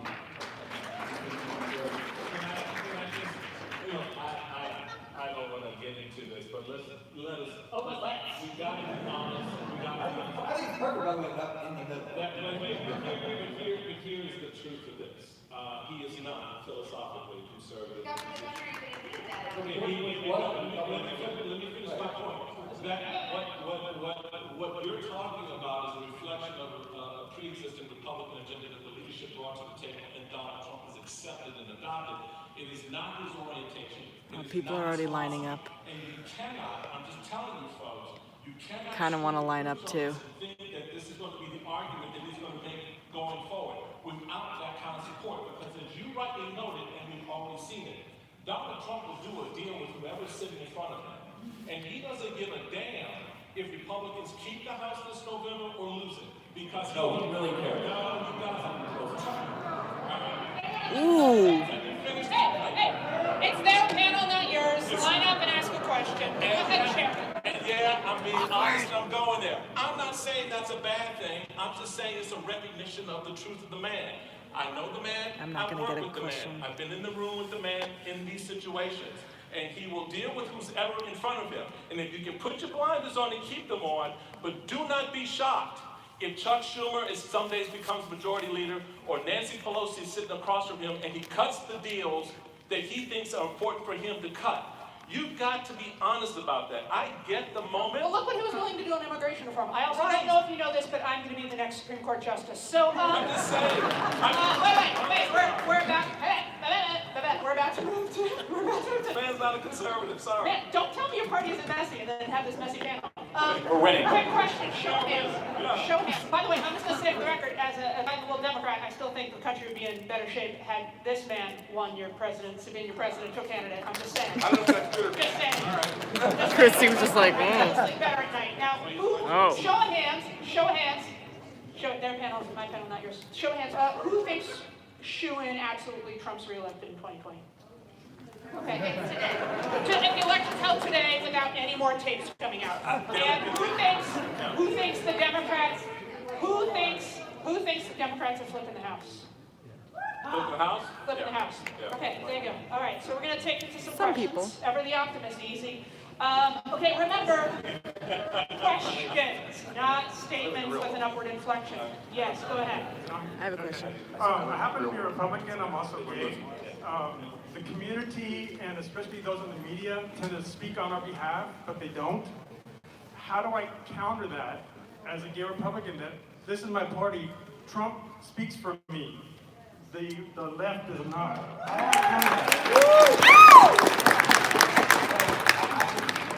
think you did. Right, so listen, all the rest of this stuff is theater and is background. What matters in American politics is who wins and who loses. And those who win get to govern and make the decisions, and those who lose get to talk. Right? So don't be frustrated. You won. And if you say stuff on TV you don't like, turn it off.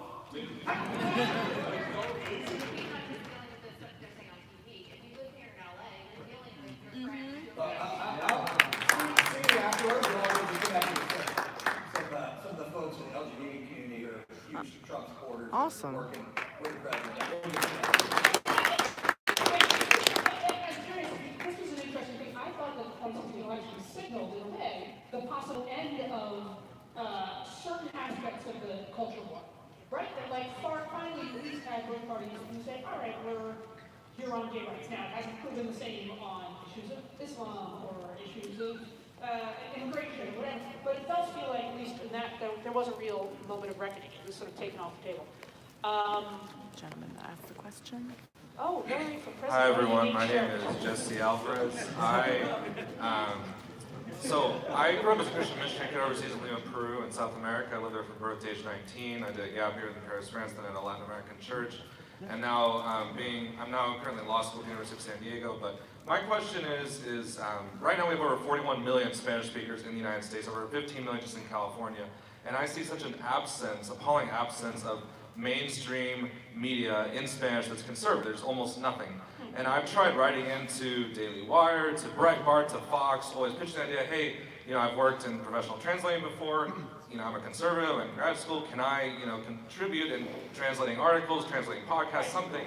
And I'm always told, oh, well, there's not enough Spanish-speaking conservatives out there for it to be worthwhile, for us to make enough money. But I'm always of the mind that, if you build it, they'll come. And I'm wondering, what do you guys think needs to be done in order to make that push that there could be mainstream conservative media in Spanish? It's really hard to realize Can you speak to because it seemed like the Republican Party in general was going in a more encouraging direction vis-a-vis the Latino vote, and in general, where on the question, how where's it going? Just a quick point too, that Spanish speakers tend to be more conservative too, socially, what have you. So that's why I'm surprised. It's not only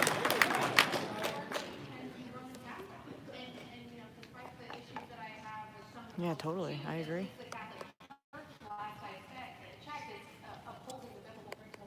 Sorry. I am also with you. I have the same conversation and debate with people all the time. Sorry. We need to represent conservative women better on all platforms. And it says, well, there isn't a conservative female market. 75% of the conservative audience is male.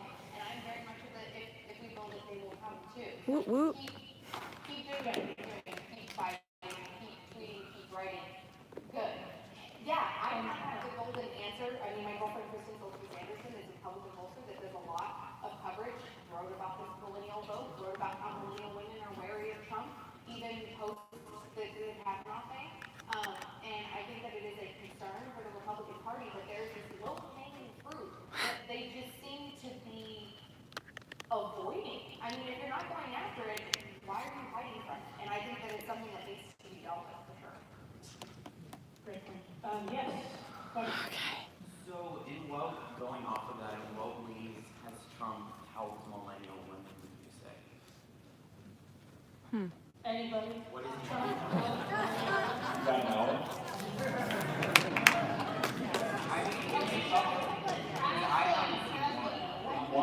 lowest woman unemployment rate in 60 years.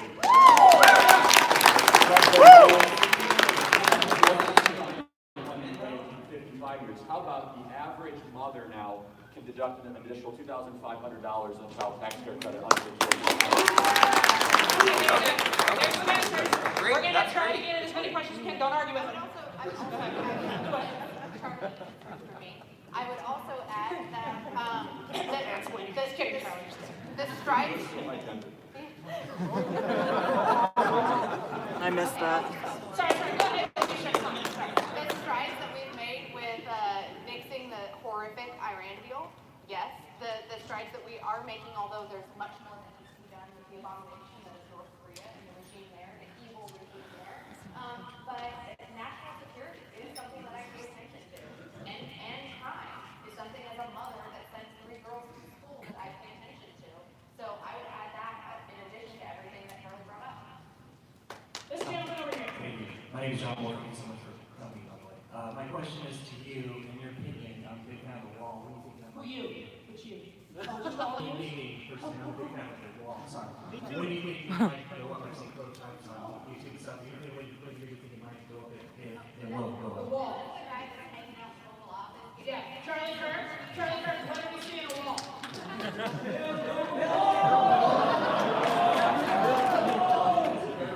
The greatest commercial for the wall.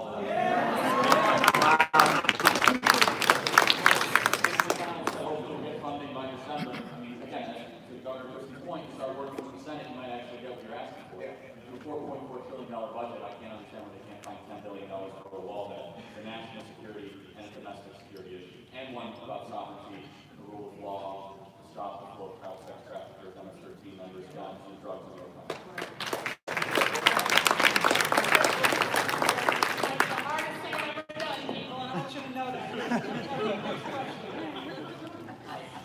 They're blowing through questions. In high school, and I just want to say, Mr. Charlie Kirk, I'm a big fan of yours.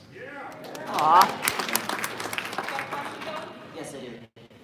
You stated that Trump is a fundamental conservative, but how can you back up that statement when Trump supports things such as universal health care, government-run health care, or same-sex marriage, and things like that, tariffs, etc.?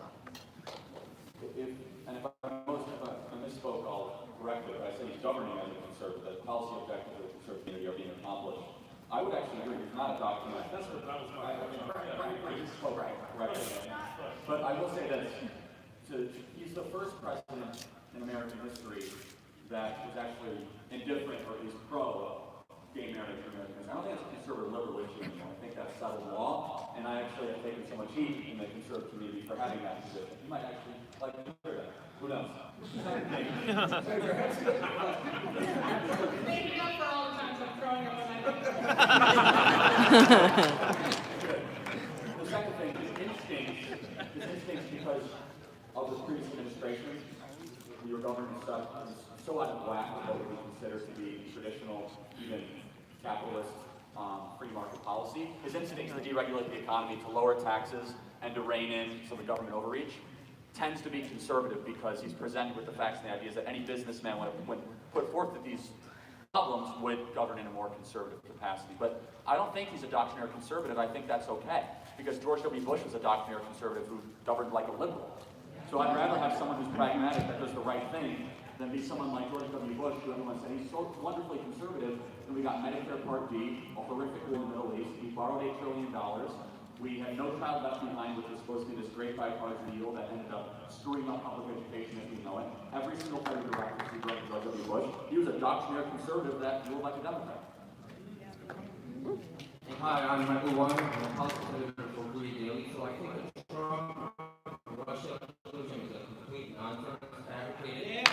So my question is, how come there's no outcry for Hillary Clinton and the DNC campaign hiring Turkish Boy, hiring Fusion GPS, and hiring former MI6 agent Christopher Steele, fabricated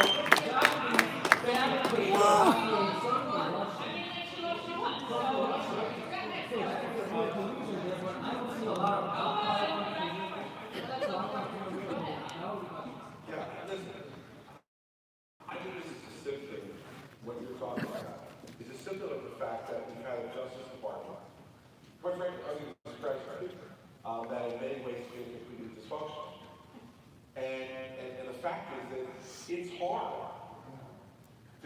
Attorney General of the United States. And it's hard to be a prosecutor because there will be times you have to do things which people aren't going to think are popular, but are long-term constitutional interests of the country. And we have not had that in the Justice Department under this president. And so if you're asking, I don't know, guys. I don't know why. Why are we investigating Russian collusion on the Republican side but not the Democratic side? And I sense that it's because you have people making decisions who have felt compromised themselves, and they didn't know whether they could be daring or they could be bold, and as a result, they just checked out. I think it's referring to the Chinese channel. Yeah. No, but I mean, it's, and I think that the president's frustration over this is legitimate. That, he believes that, and let's end the myth on this, that Jeff Sessions recused because he was involved in the campaign. Eric Holder was involved in President Obama's campaign, he recused on anything. Jeff Sessions recused. That's because he's a dishonest guy. Well, Yes. hold on a second. Jeff Sessions This is over in front of Congress on the 27th, but that's exactly right. That's exactly right. The reason he did, because he knew on January 20th that he was involved in the campaign, and if that was the basis for an honest recusal, he would have recused the day he took the oath. He didn't recuse till March. So it wasn't he spoke on the 27th. It said he got caught March having misspoken on the 27th, and then people were camped outside his house and put cameras in front of him. He went, I'd rather not. I'll refuse. So don't lie to me about the fact that the basis of this recusal was some honest recusal. That's baloney. Because if it was, Jeff Sessions knew from the day he was asked to be Attorney General that he had been involved in the campaign, that he had been a surrogate. And if he thought, and the Russian investigation and the allegations were already going on then. So it wasn't like you go, this came up out of nowhere, I had no idea. Of course he did. He didn't tell the truth in front of Congress about his interaction with the Russians. And once he got caught on that, here's what I say about people. Well, let me say this. I think that the president got talked out of it by the staff at the time, who just said to him, you can't do that. But the last thing I'll say is this, and this is, and I told the president this when he was making some of these selections. There are certain positions in the government where you have to have people with spines of steel. Others you don't. Secretary of Commerce, right? But Attorney General, Secretary of Defense, White House Chief of Staff. Those three jobs, you better have certain spines because their jobs are to bring news to the president's wife and to take stuff off the president's desk and handle things that the president shouldn't have to deal with. And he did real well on the defense side. He missed on Attorney General and on his first Chief of Staff. And he paid for that. He paid a huge price for that. In the end, here's what you got who have been in political life that get appointed to things. If you've never felt real heat in your life before, and then all of a sudden you're feeling that heat, and you think you're getting third-degree burns, when all you're getting is a tan. Yeah. and what Charlie pointed out is when Jeff Sessions felt the heat in March, he thought he was getting third-degree burns, all he was getting was a tan, and he backed off. That's right. And it cost the president a good part of his first term with enormous distraction that I don't think faction will ever become justified, and it really diminished the authority of the Justice Department to do what you're talking about. Because now if they do it, they look like they're doing it in a retaliatory way. If they'd done it from the beginning out of a position of principle that they were going to look at both, they would have done that out of position. So let me ask a question. Here's my question. Because I want to get another question too, but my own privilege. You obviously look pretty tan right now. I am. And you have the qualifications. So fast forward to a point where, for whatever reason, Jeff Sessions is no longer Attorney General. You'd obviously be at the top of the list. If you were to be Attorney General under President Trump, would you bring a criminal investigation against Hillary Clinton? If I were Attorney General, I would make every judgment based upon what's in the best interest of the country and what's in the best interest of justice. That's the only way you make those decisions. But do you think there are... But the question for the Senate Judiciary. Wait a second. By the way, you know what I know? I know I don't know all the facts that I would need to know about that judge. And you don't prejudge those things. But you must have the intent and the strength to be able, if the facts be presented to you, Even if it's gonna make you uncomfortable, even if it's gonna put you in a bad spot politically, you're not the president, you're the attorney general. You make the judgment because your job, as I told every U.S. that I hired when I was U.S. Attorney, the last thing I did before I swore in, I said, read that seal to me on the wall. And they said, the Latin, I said, no, the English. Read what it says. And they said, Department of Justice. I go, that's right. Your job every day is to do justice. And the day you forget that, pack your boxes and walk out the door. But unfortunately, I think there's some people in the Department of Justice, most particularly James Comey, who forgot that that's what that seal says, and it costs us a lot. Ben, we have a few more minutes, I'm sorry. Yes, go ahead. So a lot of strategy regarding Republicans attracting more youth voters has been focused around millennials. However, millennials are pretty small in their support of conservatives. What kind of strategy do you think the Republicans and conservatives should take in capturing Gen Z, which is now slowly starting to come into the fray? Hey, you see people. So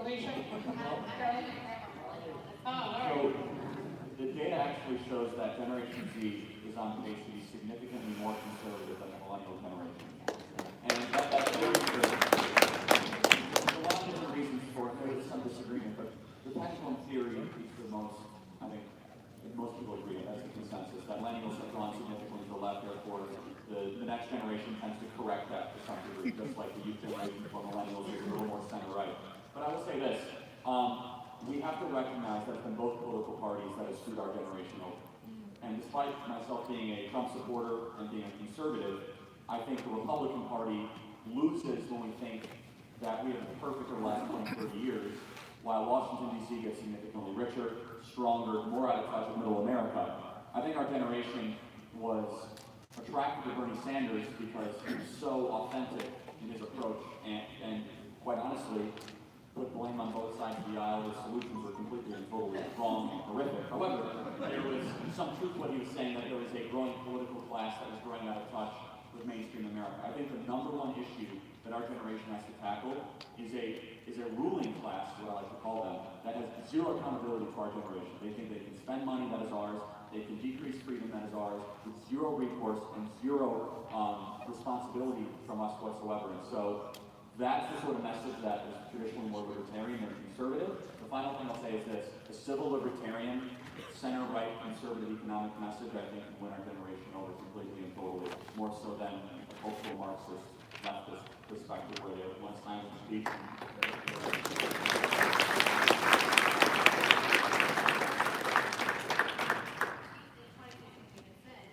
People, when they are asked about Bernie Sanders on both sides of the aisle, say that he is authentic, and people, when they're asked about Donald Trump, also say that he is authentic.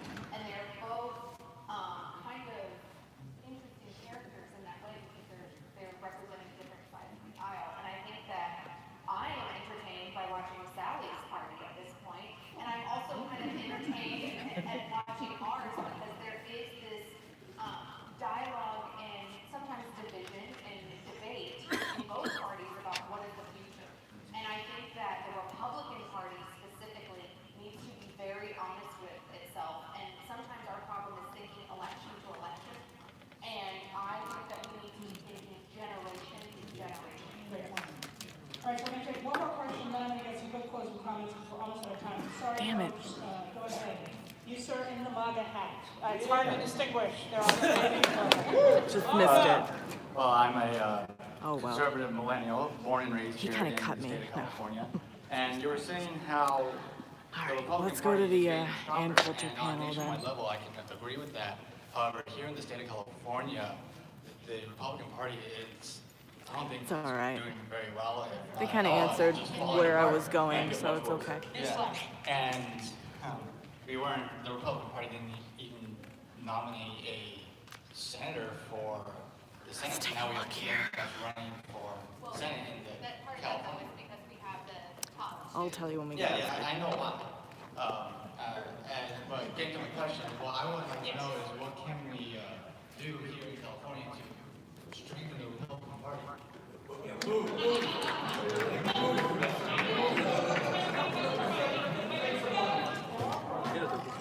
I'm gonna go to Civic Hall.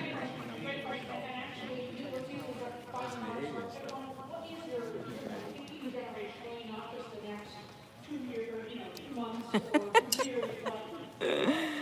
Silly. All right. I just said that really loud. Okay. I know. Do they not know who I am? Oh my god. So the question I was going to ask was, the fact is that I like this kind of microcosm that we're seeing, where you see people from varied political spectrums getting together, taking the emotion out of things, and basing their interactions on fact and reality. How do you apply that to a contentious area like the internet? How does this real world interaction apply to a place where there is so much division? And, you know, that was basically my question. I had it worded much more eloquently in my head. But, yes. This is Ben Stein, by the way. Just going past. No, I don't feel comfortable doing that. Not yet, anyway. Oh, well, thank you, Faster. That's nice of you to stay. So we're gonna go to Civic Hall, which is where Ann Coulter is. I am thirsty. It's fuck though. So I would like a water. How can you not like me? Everybody likes me. I'm a wonderful person. But yeah, let's go see Ann Coulter. I think that would be fun to do. And then we can around a little bit, you know. I don't see why not, you know. Oh, Laura Loomer. Should ask her why she blocked me on Twitter.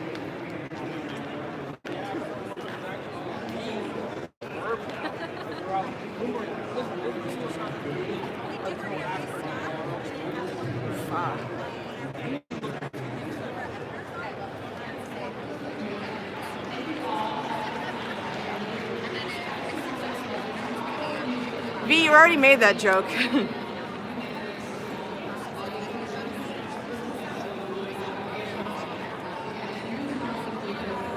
Should I try to ask her? Be kind of a dick.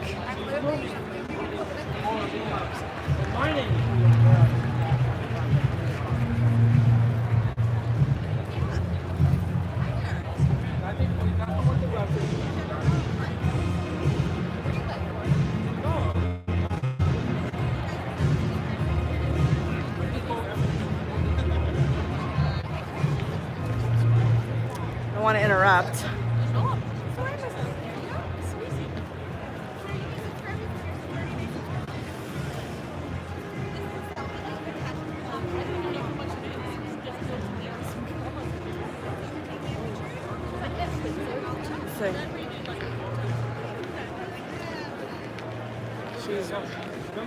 She's running away. And then she came out saying whatever. She ran away. No, that's rude. I'm not stooping to her level of chasing people down. I want to get this guy food and they go around. Hey, when's your guy? Not even here already. He's walking around. Ask me questions. I'm cute. I have things to say.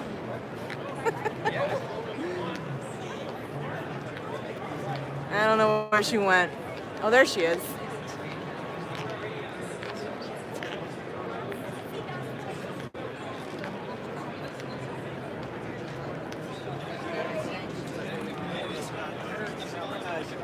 I'm nervous.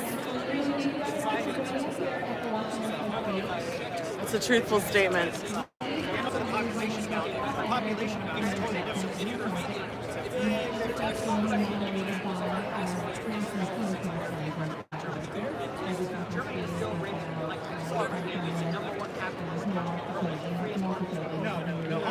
I'm scared. Maybe it's coming in, they come in the teams. The United States is Constitution 14 and 10 is the Because that's dickish. they provide certain services. There's still not, there's still free or workers in the United States. Okay, but let's go back to first principles of the reason why I disagree with you. It's the same thing. Like, let's say I feel like a pussy.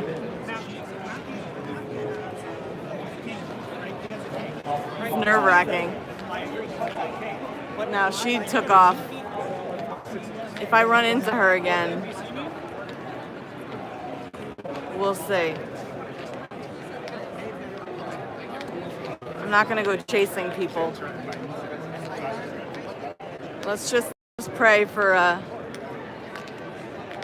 happy accident. Oh, thank you. That's nice of you to say.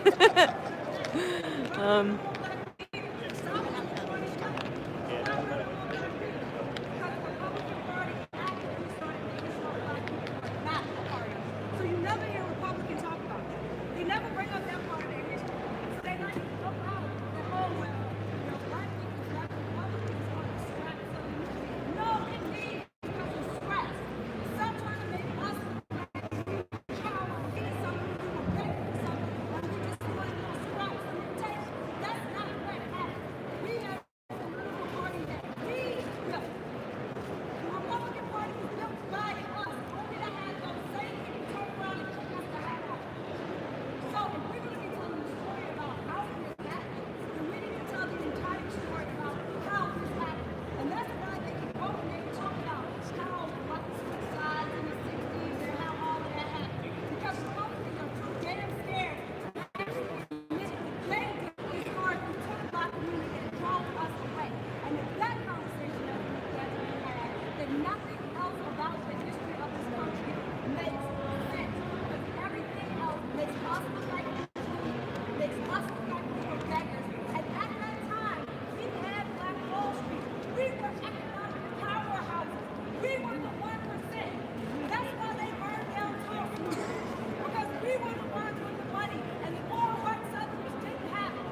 That's why they came to Tulsa. So don't act like we went for scraps of from FDR and the New Deal. Because that is not what happened.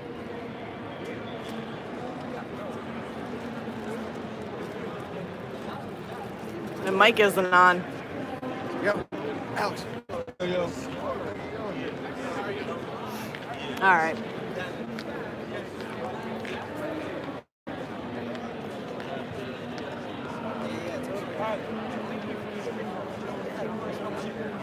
Josh Peck?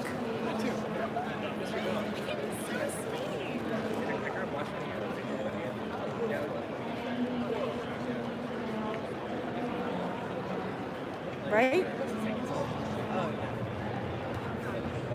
Is that Josh Peck? Josh Peck? Drake Bell. Drake Bell, I'm so sorry. It's all good. I suck. I'm Happens all the Gina. time. I go by Gina, but it's Giovanna, so I know the. Sorry, I suck. Look how red I am. He said it happens all the time. It's Drake Bell, not. Shows you that the generation I grew up in, Disney was not the same. Fuck it, whatever. He said he gets it all the time. Anyway, here's the Trump baby. I'm such a douchebag.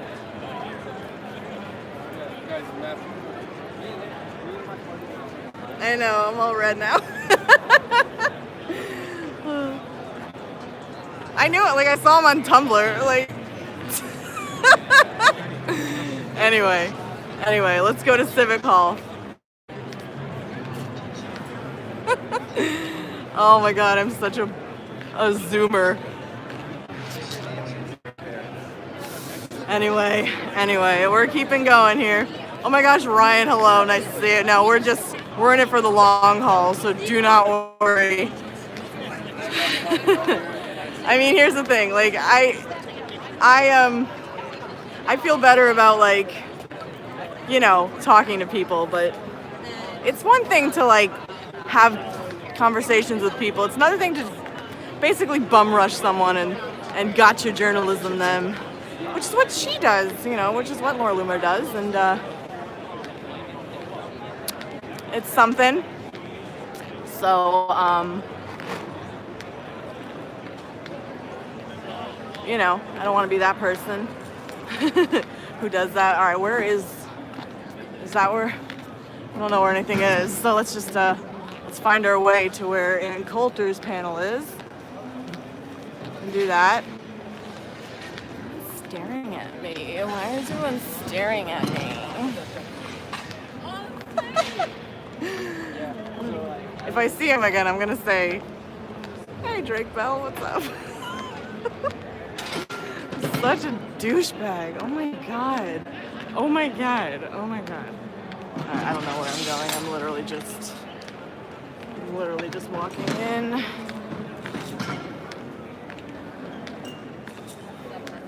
Just assume this is where people go.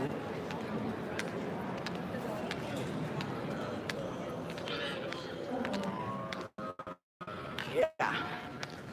Fuck, there's a lot of people here. I literally just said that.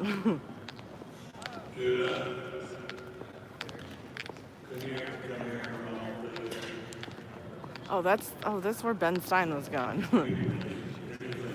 No, I'm not. I'm just stupid. I'm just old.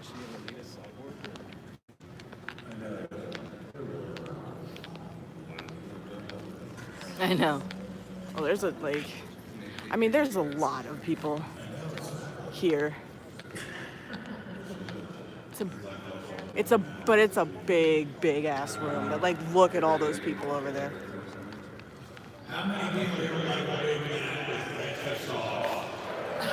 Oh my god.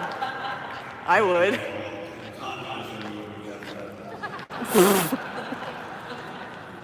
That's Ben Stein, everybody.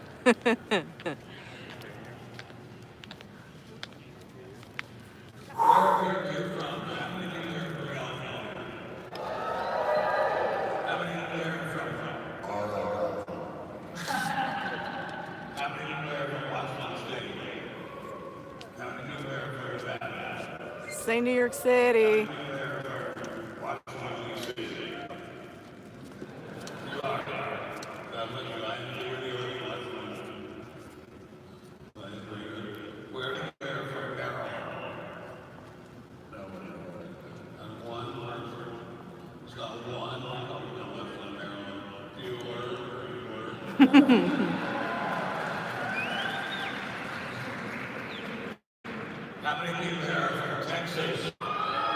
It's Drake Bell. It's Drake Bell.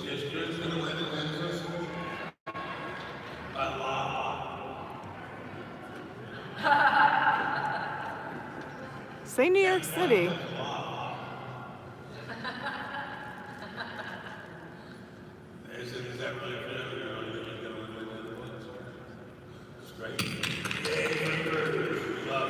Aw.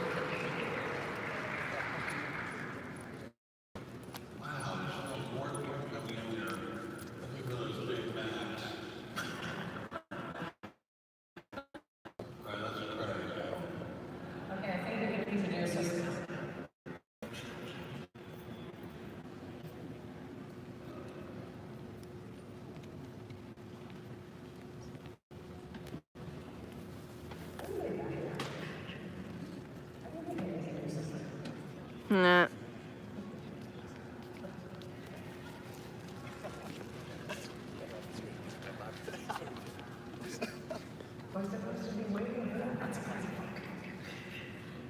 Gonna take a lot to drag me away from you. Let's get it going, folks. Let's do it.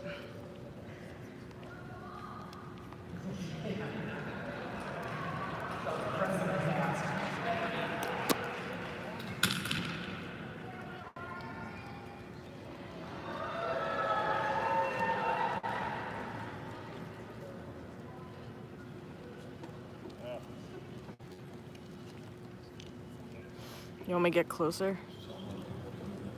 Is it too far away?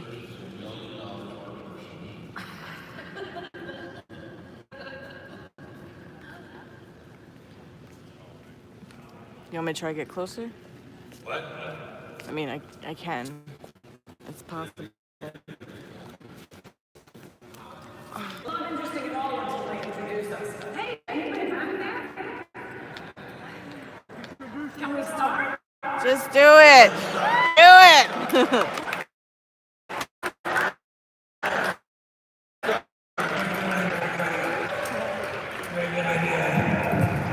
Okay, we're gonna start now. Wait a minute, there has to be a voice of God in the wizard from up on high. Where is the voice of God in the wizard?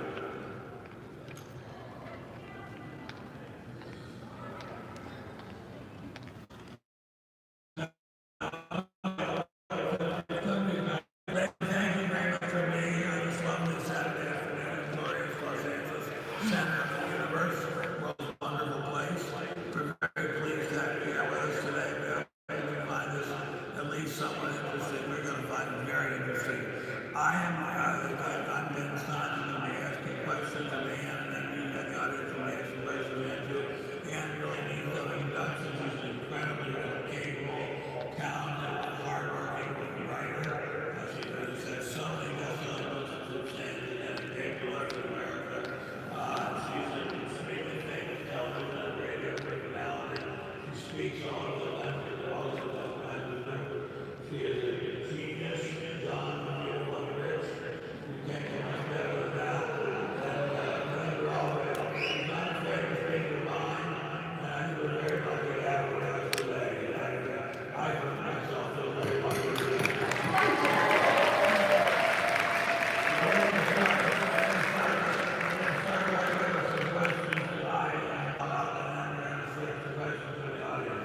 So if you please, I will start right away. We'll get it.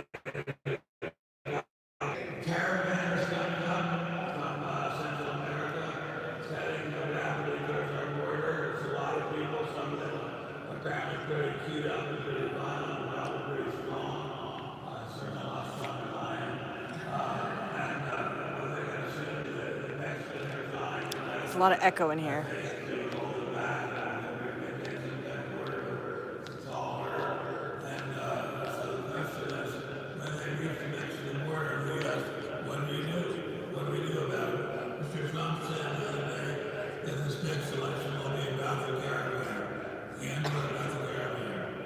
Well, it reminds me of one of the reasons I'm a little testy with our commander-in-chief. He may not have realized why the chant of his campaign became build the wall, but those of us who were chanting it, this is why we wanted a wall, so we're not constantly dealing with what are you going to do this time, what are you going to do this time. It's like what Trump, Bush said about the terrorists. They only have to be right, we have to be right every time. That's why a permanent, impermeable border is what we wanted there. And Trump hasn't done it. He's got. So, I mean, what should be done? Yeah. His best option is what he's doing to put pressure on many, many countries the alleged refugees are walking through to get to the gigantic welfare state, proving they are not refugees, by the way, or seeking asylum. If you just don't have to get out of this circumstance, I'm going to die, I'm going to die. Well, you just, pass thousands of miles.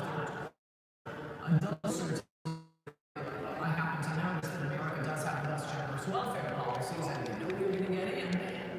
But to get the other countries to stop them first is the best option, because if he stops them at the border, well, then we're going to be a little. Yes, it's heavy. He needs to stop them. It would be a total disaster for the midterm elections if he doesn't. Because for midterm elections, as you know, they're blue wave. It ought to be a blue wave. By rights, it should be a blue wave. What has Trump done to keep his base excited? Tax cut? Half the country doesn't pay taxes. That isn't what got him the industrial best. That isn't what people were chanting. I'm not against tax cuts, I love tax cuts, but that isn't what people were chanting at those 30,000-person rallies. And probably because half the country doesn't pay taxes. I mean, it's great to get the economy going again. I like it. The one thing, and it's really kind of pathetic, that sort of has energized the conservative base has been the crazy attack on Judge Kavanaugh, the claims of attempted rape from these various women. But is that what the Republican strategy was? Let's just hope a Supreme Court nominee resigns and the left goes mad? That isn't a strategy. This just fell in your lap. So it makes me angry at Mitch McConnell all over again. But other than Kavanaugh and I suppose the caravan, if Trump stops it, there isn't a lot to excite the Trump base. But I want to ask, let me back up. You said he has not built the wall, and clearly he has not built the wall. If he had built the wall, we've seen it. Why has he not built the wall? I am not, I mean, this is his own fault. He surrounded himself with people who do not agree with the MAGA agenda. He seems to have hired a lot of never-Trumpers for the White House. And as I predicted in my columns during the transition, if you surround yourself with people like that, they're going to come running to you and say, oh, this can't be done. Oh, we have to worry. There's going to be a lawsuit. We can't do it. We can't do it. He's the commander-in-chief. He has full authority to build a wall. He doesn't need Congress. But why does he not know that he's commander-in-chief? I mean, there are a lot of things he does. I feel like he needs to be, I loved his campaign, I loved his promises, but I think someone needs to tap him on the shoulder once a day and say, hey, you're president. But he's going to get sued up and down every part of his body if he does that. There's going to be court orders saying he can't do it. So then what's he going to do? Well, if he had started building it on the first day he took the White House, those court orders would have been dispensed with well by now. But an awful lot of the border is ranchers' property. Nobody has a right to sue if a rancher says, yep, build the wall right there. That works. I know them, I've met them. Their ranches are being overrun. They'd love to have the wall built there. So you can start with that as the lawsuits proceed, and when it gets to the Supreme Court, this is one angle. When it gets to the Supreme Court, I'm confident that the Supreme Court will read the Constitution and see, oh my gosh, the president's the commander-in-chief. Yes, he does have the right to do this. In fact, it's his first responsibility. The second thing he can do, I kept hearing about this great negotiator. How about putting a little, if he thinks he needs funding from Congress, how about putting a little pressure on them? No tax cut until you give me money for the wall. Well, how about can he call out the National Guard? Well, that's what he's talking about doing now, putting the military on the border. I don't think it's a really great solution. I mean, what are they going to do? Shoot the illegals? It's better than nothing, but I mean, having them there. But that's why we wanted a wall. Well, will we ever get the wall? I hope so. I'm doing everything I can to annoy him until he builds the wall. Okay, what is going to be the situation about illegal immigration generally? Because the wall is a big part of it, but there are other parts of the country that illegal immigrants come into as well. So what's the general solution to the illegal immigration problem? I thought he said it beautifully during the campaign, right about the time my book, In Trump We Trust, E Pluribus Awesome, was coming out. There were rumors of him softening his position on immigration. It's a little depressing. It would be the shortest book tour in world history if he had done that. And then, I don't know if you remember, he gave a big immigration speech in Phoenix. And it's worth going back and looking up. It was absolutely beautiful. It was perfect. Every point was right. And quickly, I would say the main points of it are immigration policy is just another government policy. It should be based on what's good for the people already living here. He said, we're going to have priorities. Of course, we're going to go after convicted felons first, people accepting welfare. We'll go down the line. But beyond that, you are illegal. You are breaking our laws. And if we happen to come across you, we may not spend resources going and looking for you if you're one of the famous law-abiding illegal aliens. But if you fall in our jurisdiction, we're going to deport you. Well, I agree with that 100%. Why isn't he doing that? I mean, he's not an idiot. He's a Hi, Violet smart Prisoner. guy. Thank you for He stopping knows where by. his base lies. He knows his base is in the people in this room, people who are really, really sick of illegal immigration, coming here and sucking the country dry. What is stopping him from going after that, at least as aggressively as possible, at least up to the wall if he can't get the wall? Well, I really do think there are plus sides and minus sides to our president, the commander-in-chief's personality and personal habits. I mean, on one hand, it was totally great that, in some sense, that he was such a vulgarian, that he didn't kins of polite people and polite society.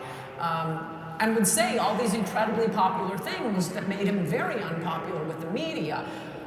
But there is another side to that. The flip side of that personality is I really do think he wants to be liked by the New York Times, and it is true what people have said about him. He's like a couch cushion. He bears the impression of the last person who sat on him. And he has surrounded himself with all of these people who don't want a wall. But as he surrounds himself with all kinds of people who don't want any aggressive measures to stop illegal immigration, period. I mean, we have a situation in which we have the largest number of people not born in this country living in America since the early part of the 20th century. They are an incredible drain on the taxpayers. They commit an incredible amount of crime despite the phony fake news statistics to the contrary. Why is it so hard for the people at the White House or his friends or colleagues to get that through their head? It's one of those questions like how high is up? It's the question of the universe. Why didn't the Republican Congress figure out? I figured on election day, if you were standing any place near Washington, D.C., there would be truckloads of Depends being moved into the members of Congress when they suddenly realized, oh my gosh, the voters hate us. Because what do they normally do? They do what their donors want them to do. And illegal immigration may be bad for most of the country, but you know who it's great for? It's great for Wall Street bankers. It's great for screenwriters in LA. Why is it great for bankers? They get really, really cheap nannies, cooks, chauffeurs. Out here, everybody's got a pool boy. Even if you don't have a pool, you have a pool boy. Oh, they're so cheap.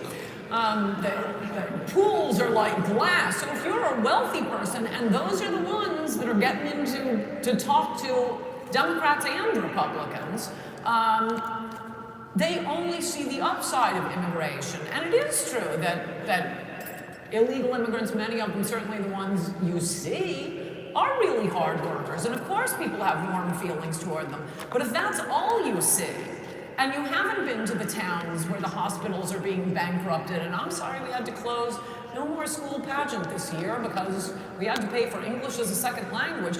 That isn't where the rich people live. That isn't where the lobbyists live. That isn't where the people who work in the White House live. So it's all upside for them. But is it all upside for them to such an extent that they can't say that the people that put them in the jobs are furious about it? I mean, the people that put them in the jobs are trying to build the wall, and they are furious about it. Why can't people at the White House hear that? And people in Congress. The congressional Republicans are even worse. One of the wonderful things about the Trump campaign, for politics generally, is that his campaign showed money doesn't matter. What matters is voters. And both political parties have been way too beholden to the donors. I mean, I think that's what the Trump campaign sort of exposed. My whole life I've thought of Republicans versus Democrats, and there obviously are differences in Republicans versus Democrats, but that campaign bursted open with Sanders. Without cheating, Sanders probably would have been the Democratic nominee. Trump, the Republican nominee. For the first time I saw it as Washington against the people. But they haven't really changed, even seeing Trump win. Why is it, and this is a very basic question, requires more psychology than political science, why is the media so pro-illegal immigrants? The media is just in love with illegal immigrants. Why are they so in love with illegal immigrants? Two reasons. There are not enough of them who need nannies to make that big a difference. No, I agree with that. I mean, yes, part of it is they are also very wealthy and living in the cities, and yes, they take advantage. They have the good side of immigration, but I think the truth of the matter is they are far left, and there is an element on the left, whether it's during the Cold War, whether it's over communism, they just hate America. And anyone who replaces an American makes this country a better country as far as they're concerned. Anyone, okay, that's a very good point. Why do they hate America? Hi, Devs Locks. I don't know, I mean, I think I get at it a little bit in two books, Treason and Demonic. It's just, it's not just America, but it's hatred of civilization.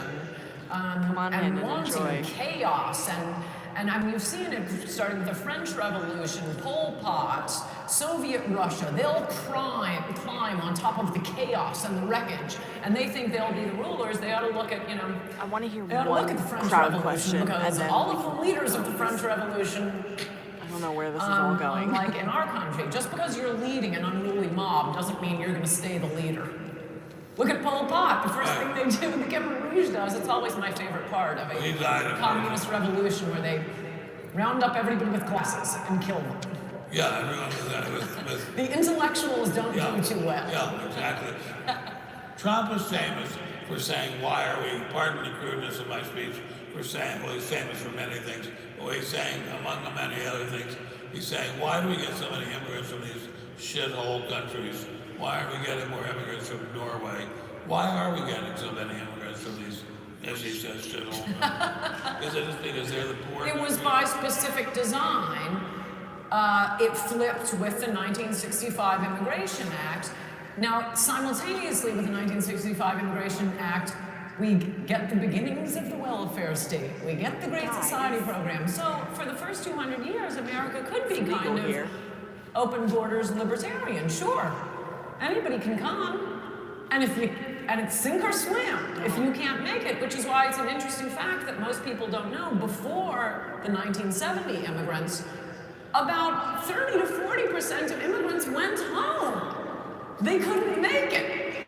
Well, now nobody goes home. They go on welfare. But it was specifically by design, and we know that because the Democrats pushing the immigration bill promised that it would be exactly the opposite. It's like a guilty conscience. This will not change the demographics Now of that we've America. seen that it absolutely is not true, and that the immigrants from these poorer countries are just a permanent drain, and a very, very large percentage of them are on welfare after having been in this country even for 10 years. Why do we still keep letting them in large numbers? Well, I think there are three reasons. One is the Democrats want the votes. Post-1970 immigrants vote 80% for the Democrats. It's working out for them. That's the best answer. There are the employers, and I mean, it's just a simple law of supply and demand. It's like pretending gravity doesn't exist. You dump a lot of low-wage workers on the country, the price for to buy a low-wage worker is going to go down, and it's quite striking that the working class and a lot of the middle class wages have been flat. So, the rich are doing great. The employer class is doing great. The employee class, they haven't gotten a raise for a really long time, which is why I think it's not surprising, despite all of the race maneuvering during the 2016 campaign. Trump, as I thought he would, got more of the black and Hispanic vote than either Romney or McCain or Bush. Still a very, very small percentage. Still, but consider all of the racial incitement of that campaign. It's somewhat stunning. In fact, there was a story. Share my stream, guys. I used to tell. I won't give you the Share. name. It's too bad I didn't say this before I realized our mics were on. Around Christmas time, I usually spend Christmas in Palm Beach, and there's a very famous person, I'll tell you when our mics aren't on who it is, going around to Christmas parties. In fact, one of my friends in the audience here was with me. We had heard about this before it happened. Christmas 2015, after Trump, he's been running for, I guess about 6 months at that point, and this very, very wealthy, prominent Wall Street guy is going to all the Christmas parties, shell-shocked, saying, I don't understand it. All of us were for Jeb, but all the Hispanic help is for Trump. Yeah, they want their wages to go up. So the employers want the cheap labor, the Democrats want the vote, and the Republicans want the donor money from the Koch brother types who want the cheap labor. None of these interests, you'll notice, have anything to do with what's good for the United States, what's good for the people already living here, which is why Trump did so well, even though he's a somewhat non-traditional candidate. Somewhat non-traditional indeed, exactly. Okay, let's go to change gears for a second. A lot of talk lately about the size of the deficit. The deficit is growing too fast. The deficit has been rising rapidly for a long time under both Republicans and Democrats. Is there any end in sight besides national bankruptcy? That's a really good question. I would like to turn that on you since you were the economist, but it's looking pretty bad. It is looking very bad. I don't think there's any alternative besides some kind of default. So seriously, would you answer this question, which is the reason I think you can't get people serious about the deficit is we've been hearing about it forever. It's like global warming this way. Nothing's happened. But for 30 years, Al Gore has been telling us, if we don't act right away, 2 years, the world, there will be oceans over Manhattan. I think that's actually true with global warming. It is BS, but it isn't with the deficit. So how do you explain it to people? What happens exactly? Well, what happens is that the government says at some point, we can no longer make the payments on the debt, and so what we're going to do instead of making the payments on the debt is give you a piece of paper which promises to make the payments in the future.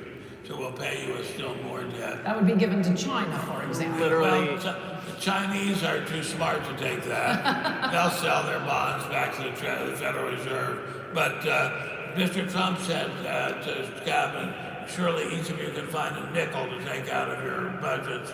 But that's a staggeringly large sum of money, and they're not going to be able to find that.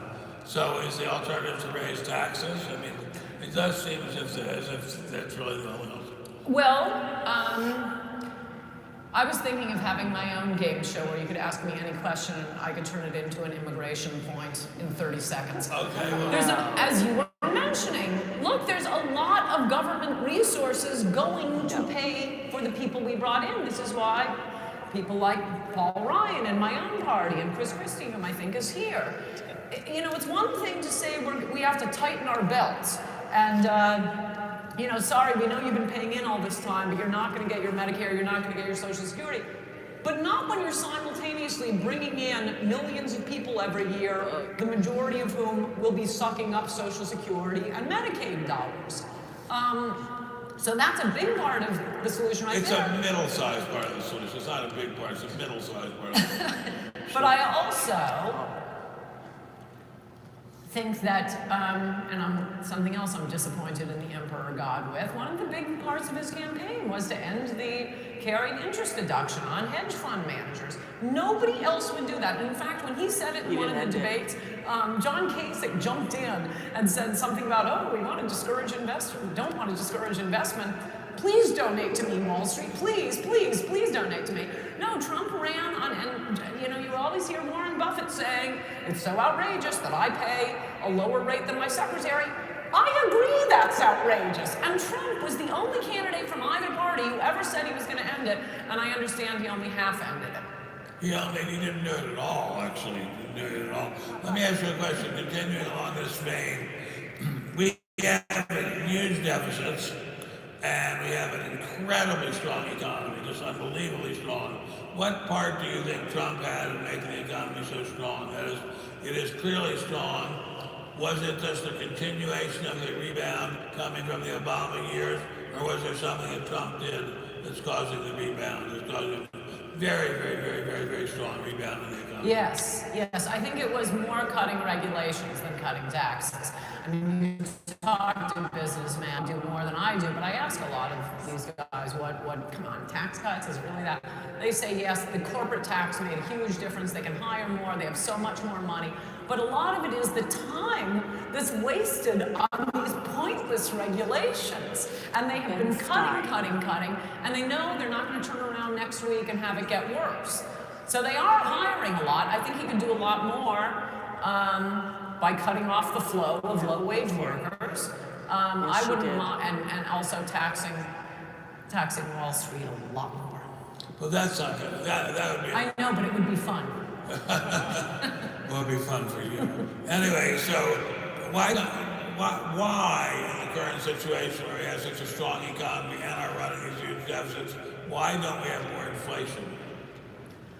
That is totally your area and totally not my area. I gather they are slowly ticking up. What the interest rate is. It is picking up. The president had criticized the head of the Federal Reserve and said the Federal Reserve has gone crazy. Do you think they've gone crazy, and do you think it's appropriate for him to be criticizing the head of the Federal Reserve? No, and again, I want you to answer this too, but you can't just have flat interest rates, a zero interest rate forever. That does screw some people. Right. Yeah, that's absolutely right. He's not here, so no. Let me ask you this question, then we're going to start getting questions from the audience in just 1 second. Is it proper? What is the proper tax rate on wealthy people. That is, we assume wealthy people should pay a higher rate of tax than middle No one class wants to people. like start How much shit. higher? You know. What tax number? I know, I'm just mulling. Why would it be fun to tax them more? Why would it be fun to tax wealthy people? Because I feel like for 30 years, basically since the Clinton years, both political parties have been servants to Wall Street. Absolutely. Republicans get blamed for it, and the weird thing, all the money Wall Street gives goes to the Democrats. The Giants cast will be on this channel. Exactly right, exactly right. But why is that? Business channel. Why is the Republican Party saddled with guilt for that when it's the Democrats who are getting the money?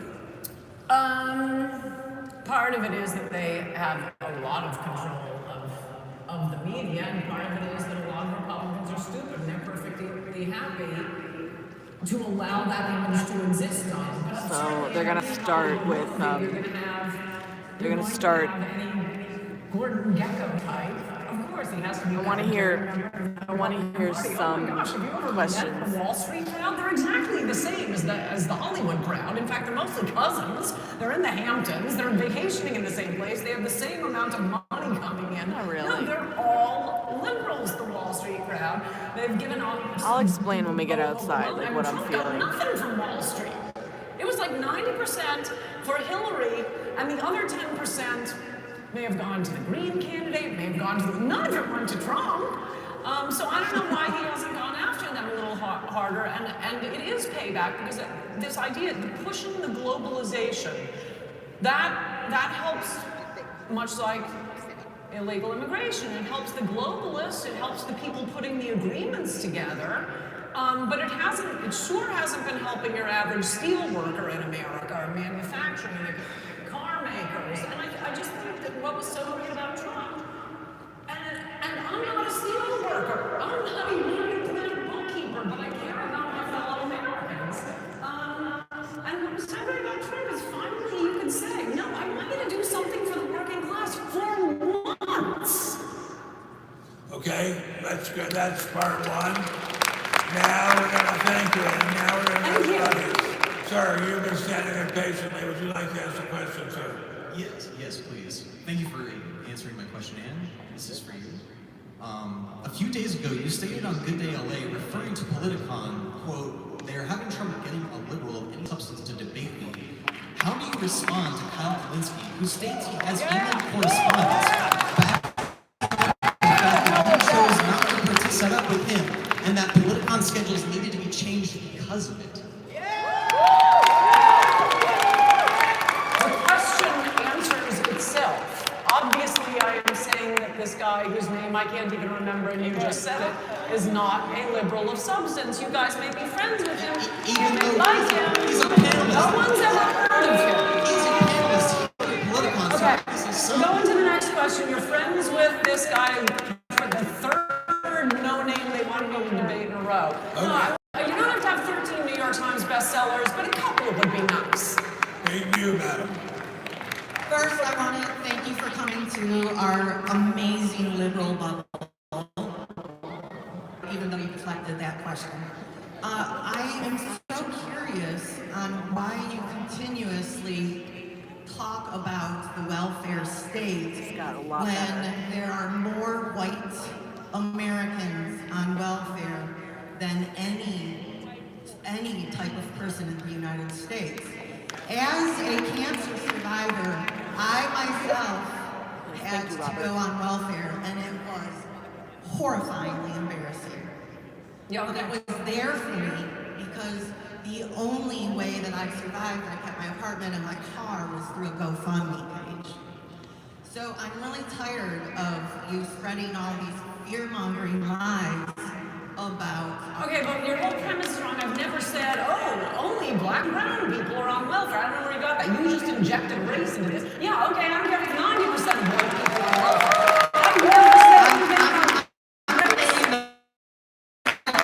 People don't come to America just to get on. Well, obviously they are because they're on it at a higher rate than Americans. That is a fact. And you have to put yourself in immigrants' shoes that why they are coming here for a better Right. life. And that's supposed to be to pay for people, sorry, but like you. I'm assuming you are an American, not to pay for the entire world's poor people. This is what the government contract is. Okay, Liberals don't want that, too. But we also are proud Americans. How dare you, as an American,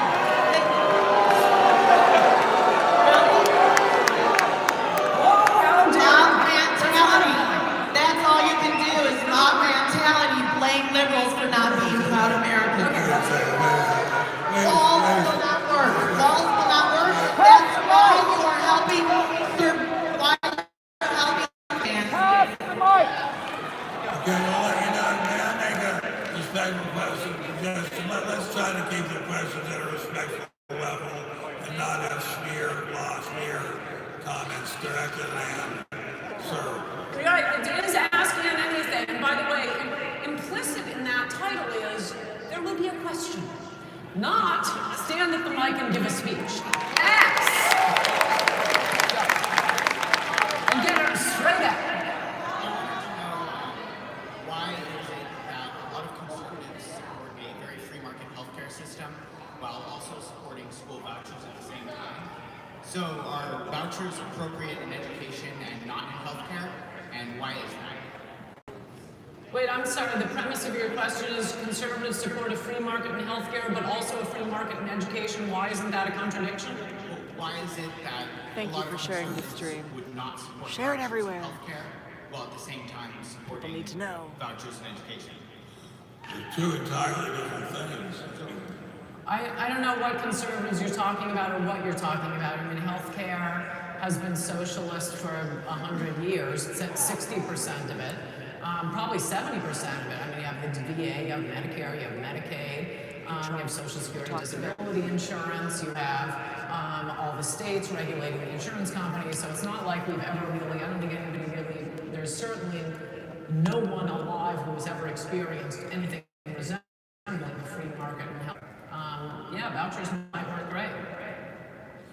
Okay, thank you. Here's her.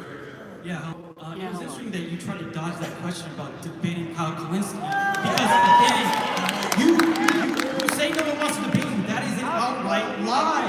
There are tons of governors that will happily debate you. It is a lie. So why do you have such an interest in lying about people wanting to debate you? Let me say that again.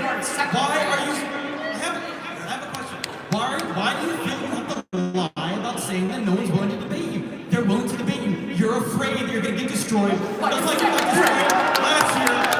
You got destroyed last year by Anna Kasparian. Kyle Kalinske will destroy you this year. That's why you won't debate. Okay, when you're describing questions versus... You want me to ask questions? Why do you feel the need to lie? Why do you feel the need to lie about no one being willing to debate you? Okay, let me get a properly respectful question. The ladies over here. Yes, sir.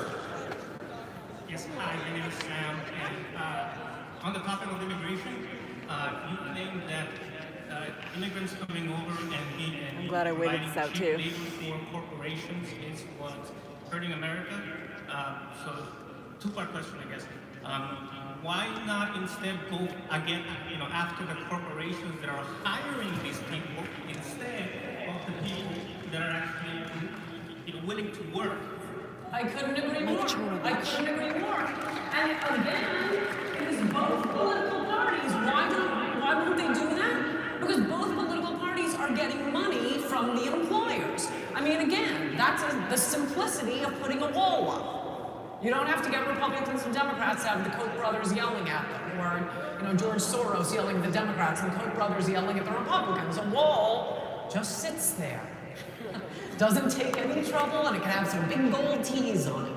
Okay, sure. Hi, good to see you.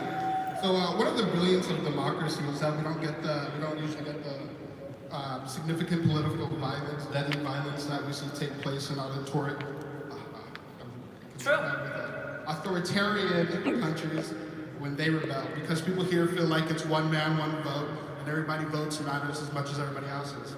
But I think Democrats and progressives are kind of looking at the numbers. And when you see that Democratic senators represent 35 million more Americans, but they're in the minority. And in the House, Democratic representatives represent 1.37 million more people, which is, the House is supposed to be like the last stand, 100% by population. That's not correct. But there are also 33 less seats. Hillary, popular vote, 3 million more Americans. Do you think numbers like this will lead to large-scale political violence in America, deadly violence, especially if Trump loses the popular vote again by maybe 5 million more, 6 million more? Well, I'm really nervous about this, and that's a good question. Huge issue. First, I think your premise is wrong that it's because of people feeling like it's not a popular vote president, that sort of thing, that suddenly liberals have been violent. They've been violent since the Vietnam War. They've been violent, every time bankers meet in Seattle, they were violent against George Bush. They're violent against Trump. It's all in my book. Hang on, give me an answer. I get your question. It's a good question. This is, it's in my book, Demonic. This is part of the liberal character. They do behave. It's not just the violence itself. It is the mob behavior. And there are a lot of characteristics of the mob. It's an interesting book. Even if you disagree with me, I think you'll like the groupthink analysis and Gustav Le Bon's book.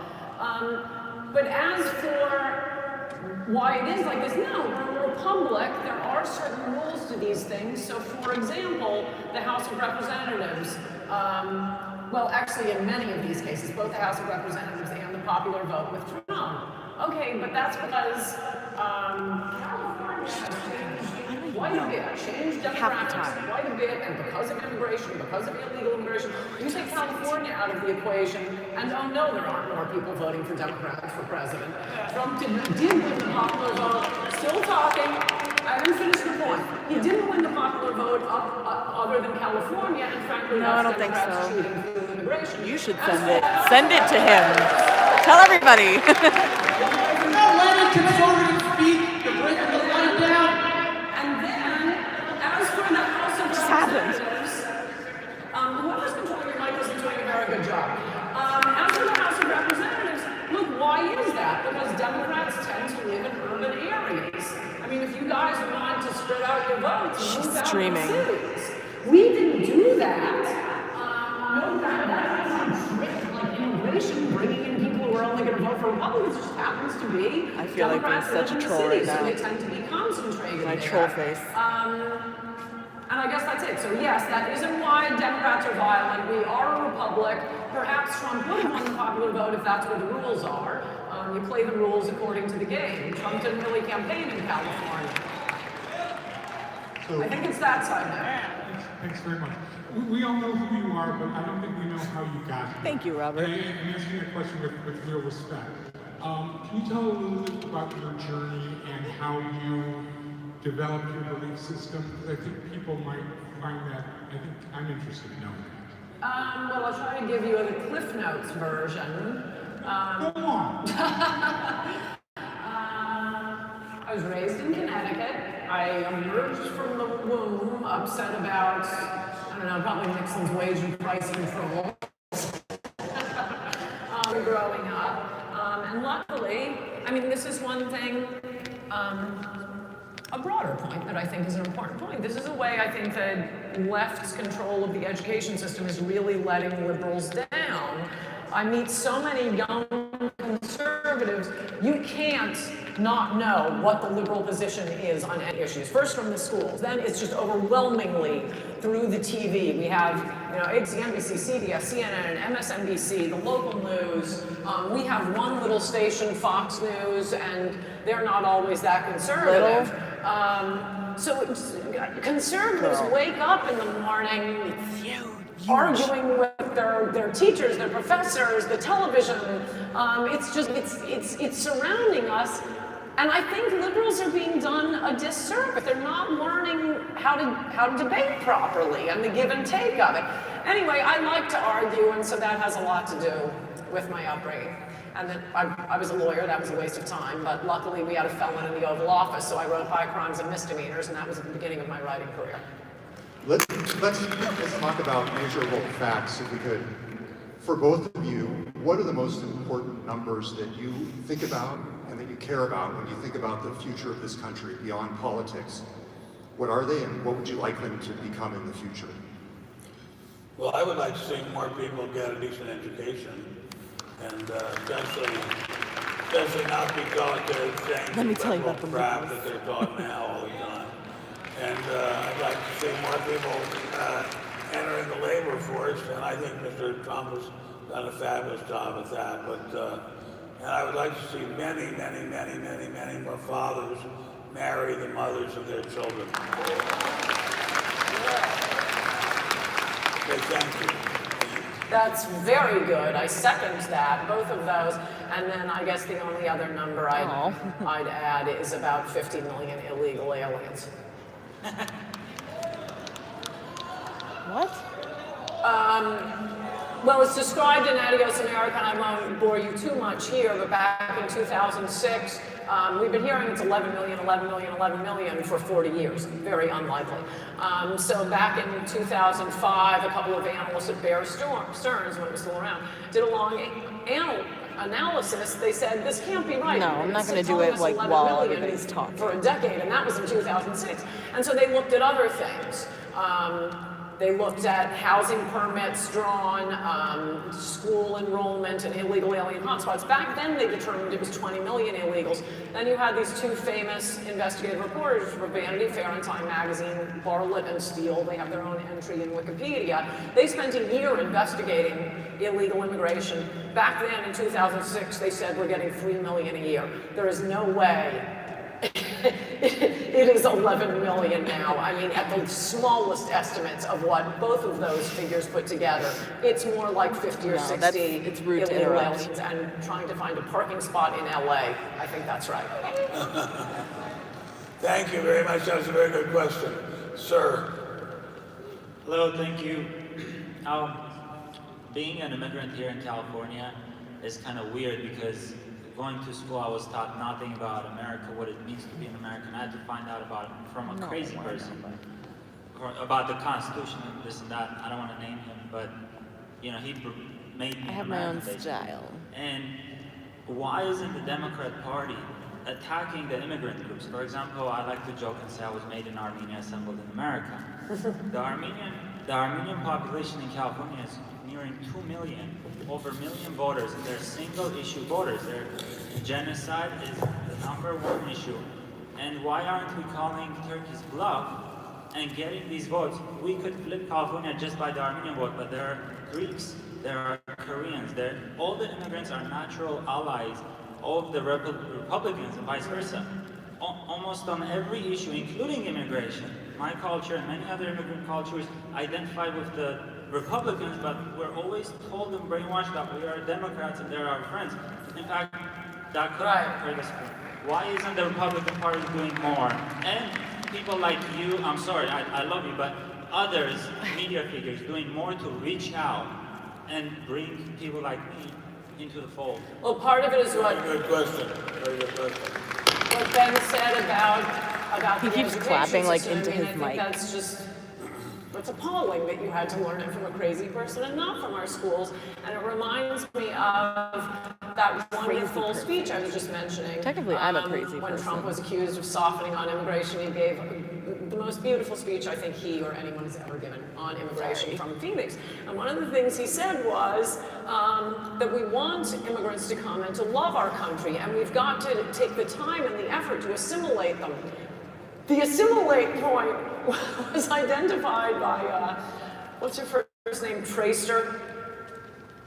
Rebecca Traister. On the left, as if he had said, we need to bring them here and put them in concentration camps. Merely the word assimilation.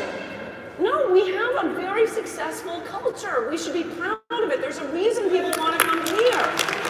And we want them to be part of us. And as Trump has said, I think quite beautifully, when he does speak beautifully, and sometimes he does, we want them to love our country as much as we love our country. That isn't being done. I don't have it available on this channel yet. Because, I love your question, love you, but part of what you have to do becoming an American is not care so much about the home country's grievances. I'm a legal immigrant. I own my own business, everything, and of all the things that I've heard you and everybody, because as a legal immigrant, feel exactly the same way you do. Did it the right way, came here the right way. How come when people come here, welfare is one thing, but why do these people come here and their children get to go for free to school? Because I pay taxes, and I have to, why do I, that's the only thing I never hear anybody say. My kid's public school is full of people who get free books, free shots, free this, free that. Why am I paying for that? That's the one thing I never hear. Welfare is one thing. So, I mean, I just want you to bring it up more because that's a big... Well, I'll tell you why, and it explains not only what we just saw with Justice Kavanaugh, but just wait for when Ruth Bader Ginsburg goes.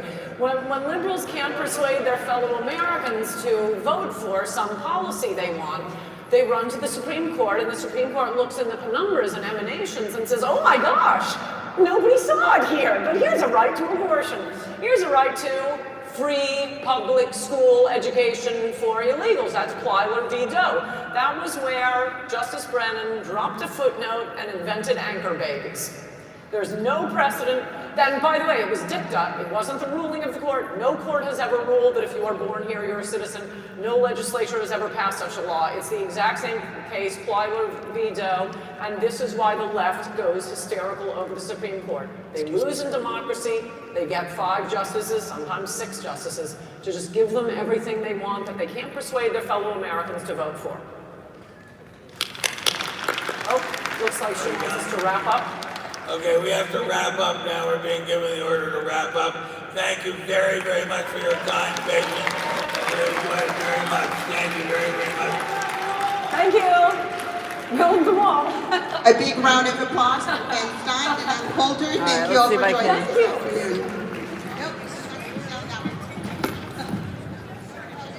See if I Guys, can, there will be no press or question possibility, nor autographs.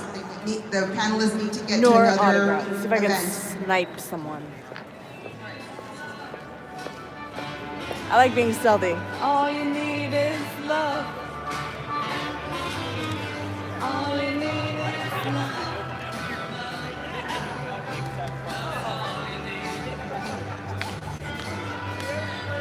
I did see Mike Chernovich here too. Wouldn't mind shaking his hand. Look, they said no press, and like literally tons of people are lined up over there.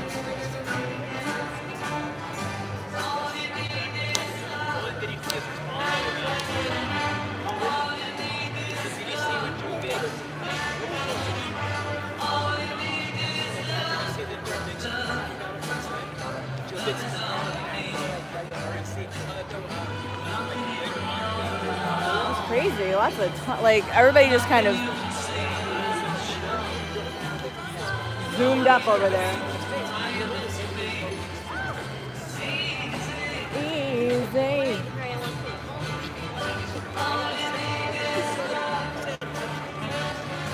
I feel this song right now a lot.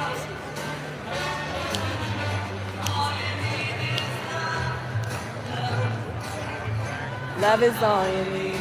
Ooh.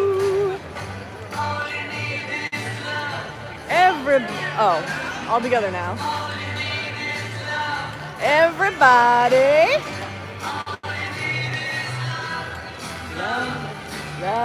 Love is all you need. Love is all you need. Love is all you need.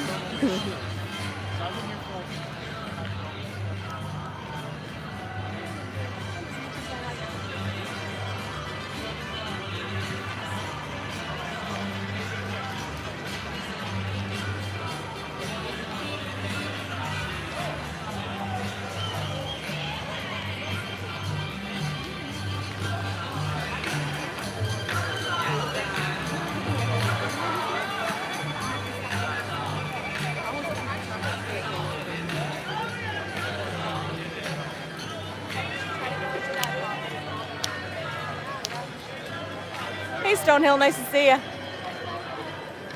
so good to see ya. Give me a second, guys.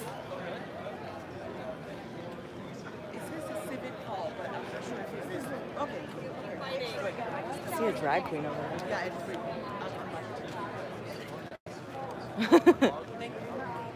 Don't worry, guys.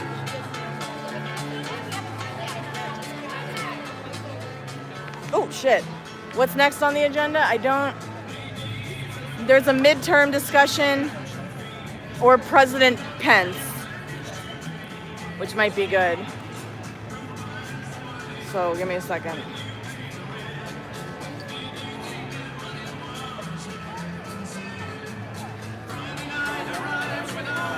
Everybody leaving. There's a way out over there, I guess.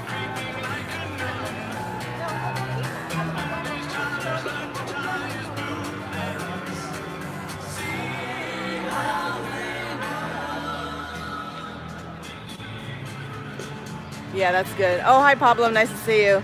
Thank you for stopping by. I appreciate it. So I'm not sure which panel is in here yet.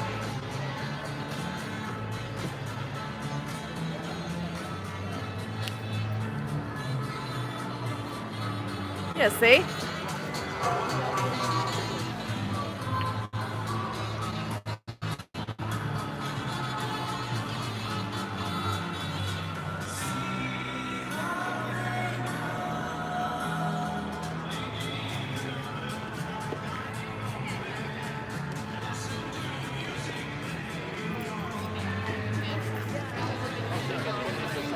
I mean, so far so good, guys, I think. And we're just still, we're still streaming, we're still going. Don't worry, just give me a second, give me a second.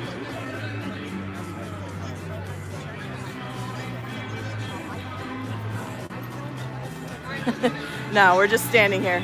Don't worry about it.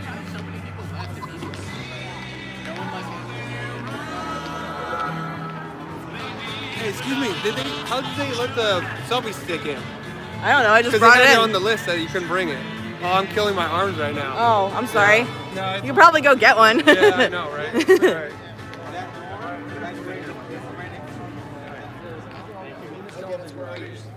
And I'm going to present a liberal argument, and they're going to have 30, 60 seconds personally why it shouldn't be illegal. Okay, well, hurry up. It's interesting, right? Because Who is that? Yes, I will be all day tomorrow as well.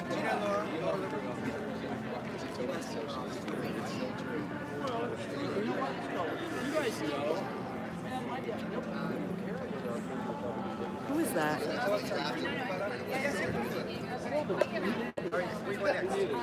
Do you know?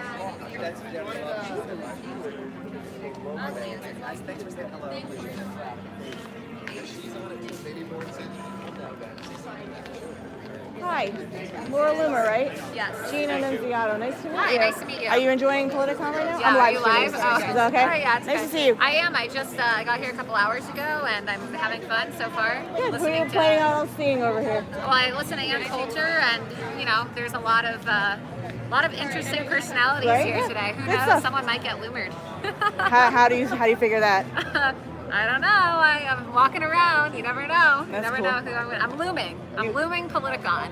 You think And I people's don't know. last names have like a kind of applicable nature to how they I don't know. how they You know, go it's through my life? real name, and Yes. you know, a lot of people think I have a fake last name because Interesting. because of what it, you know, the significance to what I do. But my Mhm. name really is Laura Loomer. There you go. Yeah. Can I ask why you blocked me on Twitter though? I probably didn't block you intentionally. Really? Twitter, you know the censorship with conservatives. They delete. How many times have I had to follow you again? They delete people I follow. Really? Yeah, I can add you. What is it? I mean. Oh, it's Hello Giants? That'd be it's great. Probably not. They blocked me from some of my friends too. Trust Oh, me. that's no good. Don't I you mean, ever have instances where your friends are following you on Twitter? I've actually never experienced the kind of conservative have. bias that goes on. Well, you're more popular than me, so there is you it? go. It's Hello Giants, HELLO GINES. GEI. No, GINES. HELO GINES. Back. Delete. GINES. There you go. But yeah, I saw that that's happen. so strange. Yeah, there's me. I gotta Thank you for unblocking me. That's very nice of you. I have a podcast if you ever want to come on and chat about follow things. you too. Oh, thank you. I did appreciate not it. intentionally block because that is so weird. I'm so sick of Twitter doing this. Like they'll literally unfollow me from some of my friends, and they've blocked me from people in the past too. Got it. Especially if you're conservative. I would never block a conservative. Well, there you conservative go. woman in Manhattan. That's me. Interesting. Yeah, I'd be happy to come on your podcast. That'd be sometime. great. I'll shoot you a DM. All right, great. Again, nice to Yeah, meet you. nice Sorry, meeting you. Gina. Jane Ruby. Jane Ruby, nice to meet you. Thank you, guys. Bye. Have a good one. Bye bye.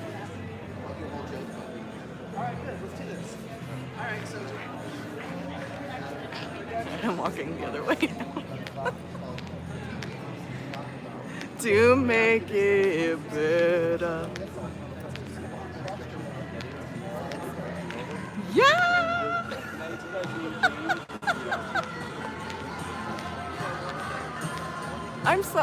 Guys, I'm so charming and cute. It's very hard to say no to me.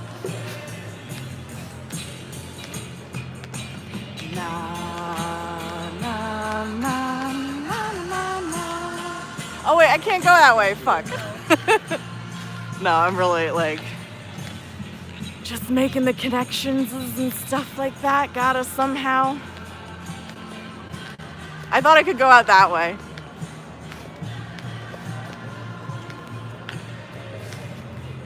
Well, it's true, guys. I mean, I smile and the world smiles. You know, it's a thing. It is a thing when you smile, the world smiles back at you, but you cry alone. It's a thing. I don't know yet. I don't know what I would talk to her about, but we can figure it out. Because that's always fun to do. Man, there is a bevy of MAGA hats over there. Just a whole bunch of them over there. Lots and lots and lots. We can figure it out. We can talk about it, you know. Listen, when it comes to me, if I can just talk about myself for a second. When it comes to me, any conversation I have with people is nice. I have good conversations with people. I would talk to her about her journalism skills because, you know, I think what's positive is that you have to find something you like about people that you interact with, even if you don't necessarily agree with them. I think she's got a lot of balls. She's got a ton of balls, you know. So that in itself is like admirable that she has the ability to go up to people and talk to them in that way.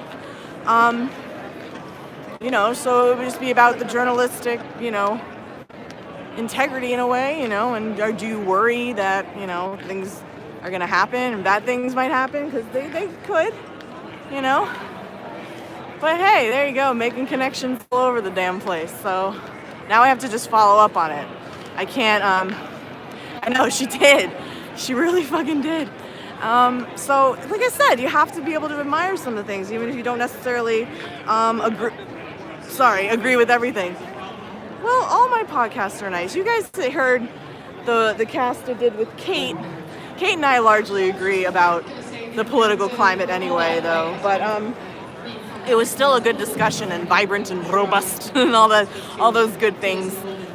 So, let me just plug in here.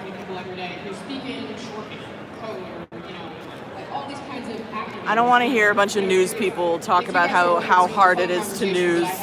Sources, you'd be like, what the hell are any of them talking Blah, blah, about? blah, blah, blah, blah. And so a big part of my job. Yeah, I know. I've been in a newsroom for fucking 10 years already. More than 10 years, actually. In case you see, everybody, Trump baby is here. Oh, the Trump baby. Look at the Trump baby. So, you know. I'm excited. There's a sizable amount of people here, I would say. There's a bunch of people. Let's go get me some water. What do you think? I am thirsty. It's all unintelligible. So I am me, thirsty. That's a critical and essential piece of what I do. Scared the every shit day. out of me. You know, you have to remind yourself. Well, yeah, all the time. And I did the Fox and Friends thing for a little bit. On the show too, when you have guests, you have guests from the show.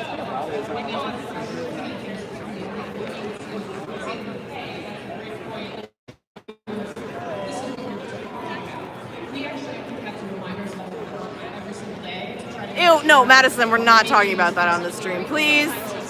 Not happening. No, no, no.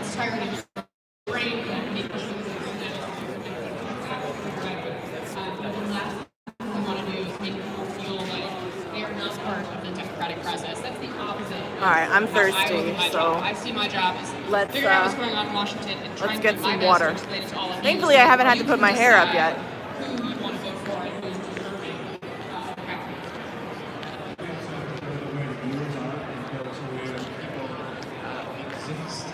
Guys, stop talking about gross stuff. There's a time and place, and it's not this channel. And for the longest time, like this, kids don't care about the news.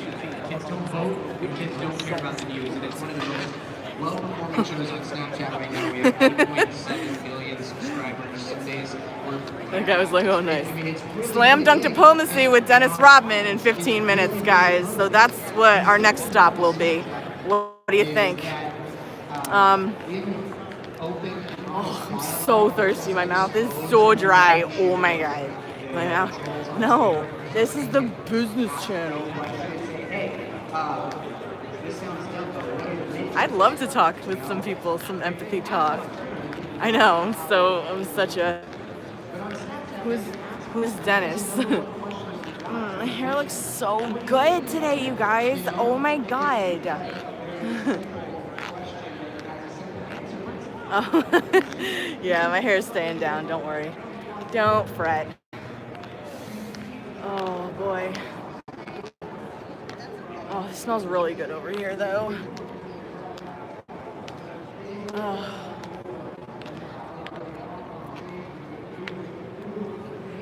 Hi, can I just get a water, please?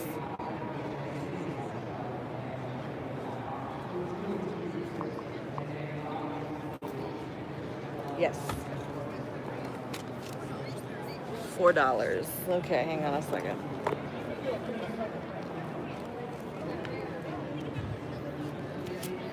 I think there's a 5. Thank you. Yep. Oh, thank God. Well, I actually tried to curl it today. I have my curling iron here. I've never owned a good curling iron before, so I bought a curling iron and tried to make like beach waves, and it all fell out because it's very hot here. So let me just sit for a second and drink some water. There's like nugget on this table, but I don't care at this point. Oh my god, it's like some chicken. Oh god, so thirsty. I know it's very expensive. IDGAF. Oh, thanks, girl. Thanks, Ayak. I appreciate it.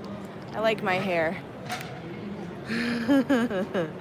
All right. So yeah, got a potential Giants cast here, which is great. I guess the next Giants cast will be a wrap up of here. You know. Yeah. Of course they would have. Yeah, of course they have police here. I went into a store where you can buy recreational stuff. And it was fun in there. Oh goodness. You know, my hair when I got it cut, it's like, look, it's like angled down, so it's longer in the front and. I mean, let's just say it's you only do it for like nighttime stuff. I don't think any Fox people are here. They're at least not reporting on it. Fox comes to the event every year, but they don't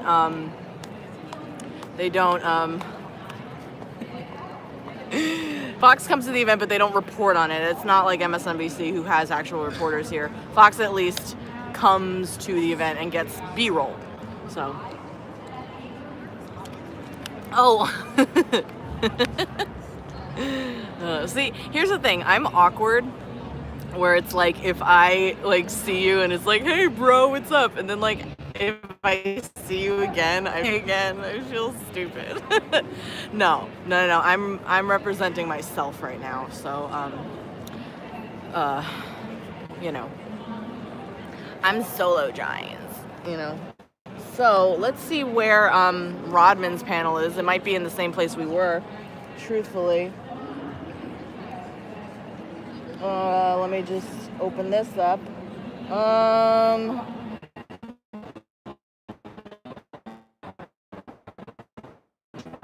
Hall, which is, I think we were just in. So we can go back. We'll go back in there and hang out with Dennis Rodman this time. Let's not get into my situation because it's a long and complicated one. Actually, it's not that complicated, but you know, it's fine.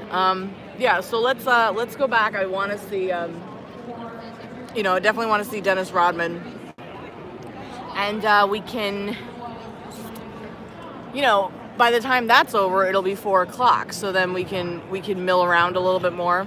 Okay, I'm glad it's good now. It would be fun. It would be like, I wish like you know, more people. Oh, I thought that guy shushed me. He just blew his nose. And he was like, shh, loud and annoying. Oh, fuck you. I'm sorry. I can't believe I called Drake Bell Josh Peck. I'm so silly. But I never watched that show growing up, you know. It was past my time. You know what I'm saying? So like, how could you blame me? I literally know him from Tumblr. That's it. I just want to finish up my water and we'll go. I'm thirsty, and I drink a gallon of water a day. So, you know. I literally drink a gallon of water like a day. So, you know.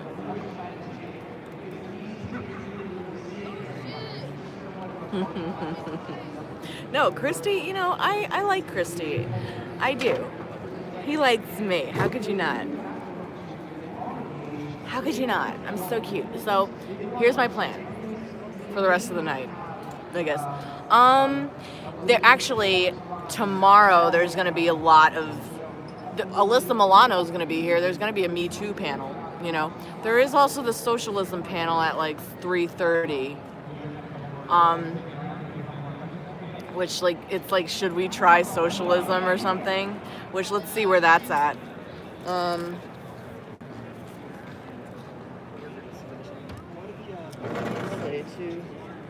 Oops. Give me 1 second and we'll see where it's at.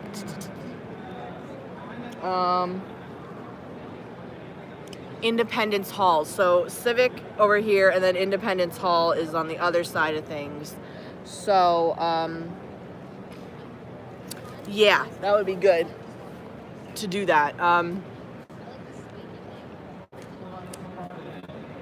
mean, I want to hear the socialism one, you know? Yeah, there's going to be a Me Too panel, which I'm definitely going to go to. All in all, the rest of okay, so here's what's going to happen.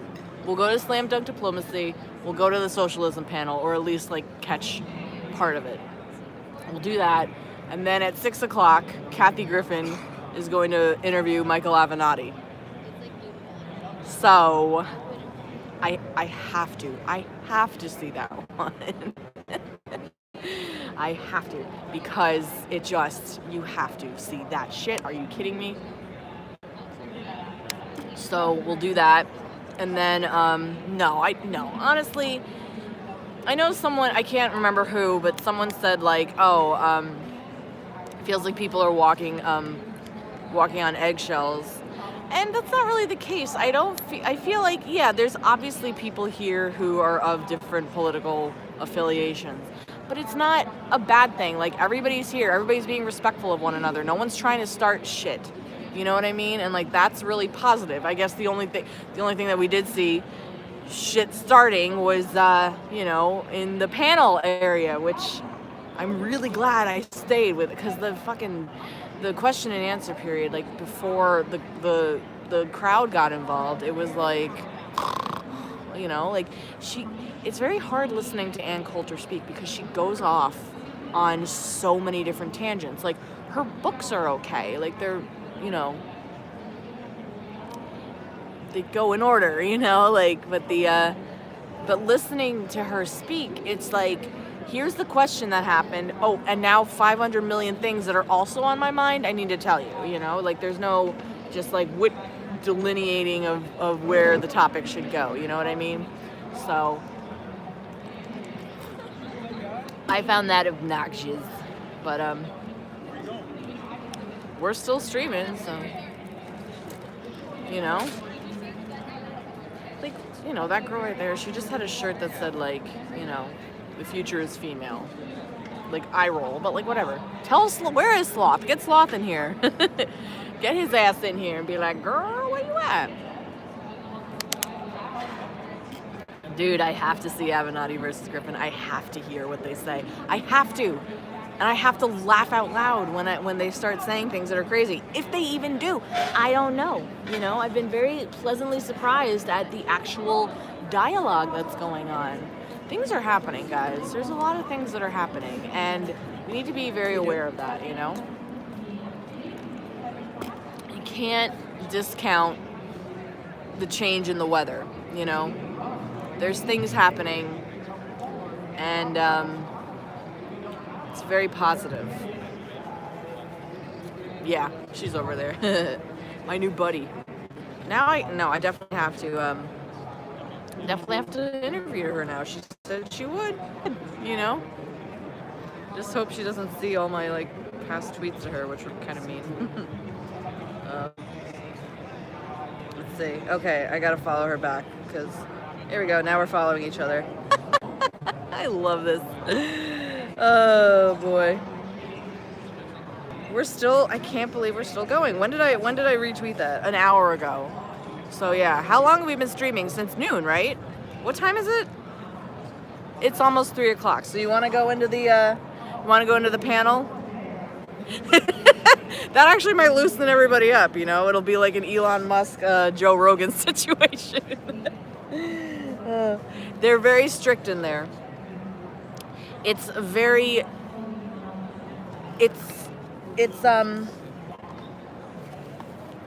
like, I accidentally pulled out my phone in there, and they were like, can you please not use your phone in there? Like, you know, they obviously don't want you being like, dude, here's my picture, you know? Or, dude, here's my picture. Like, dude, I'm in a fucking weed shop, bro. Like, obviously they don't want you to do that, you know? Like, it's legal, and they're not gonna stop you from doing anything, but, like, you know, it's like also being smart about things. Like, you can't just toke up on the street or anything. You can't toke up in a restaurant in the smoking section, you know? It wants you to be smart about it. It's really for personal use, and, like, I'm for that, you know? That would be really fun. I don't get why, like, Elon Musk smoking a fucking blunt was such a big deal. Like, literally everybody needs to, like, loosen up. Alright. There's tons of people walking around, like, interviewing, and, like, why doesn't anyone interview me? Like, I'm so pretty and cute. Let's go, bitch. Let's go.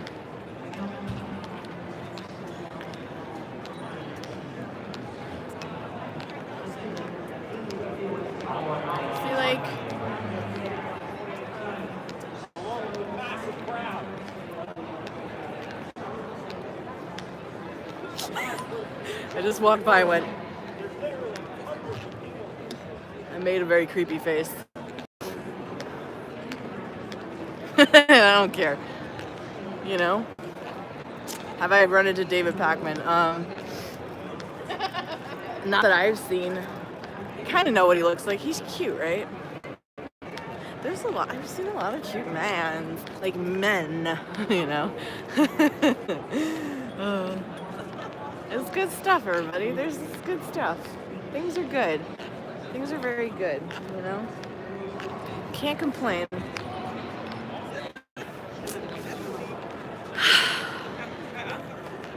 Also, this, like the extra speed pass thing, it hasn't done shit.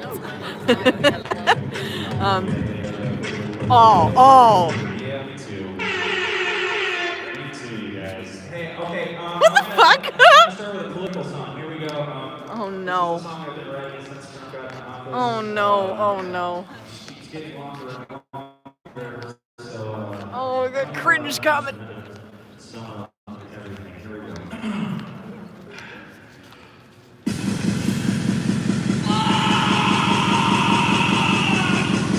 It's usually about 2 hours long. It's just how I'm feeling right now. Hey, how you doing, DJ? Yeah, you good? Nice. Hey, give it up for my DJ. DJ, yeah. This is DJ, yeah. He's the most political puppet in the world. Oh, I'm gonna cry. He's also the most positive DJ in the world. His mom just died. No one's laughing. He's friends with all of his exes. Pretty cool. Makes for some fun situations. Then really shitty places. Like we just went to Poland.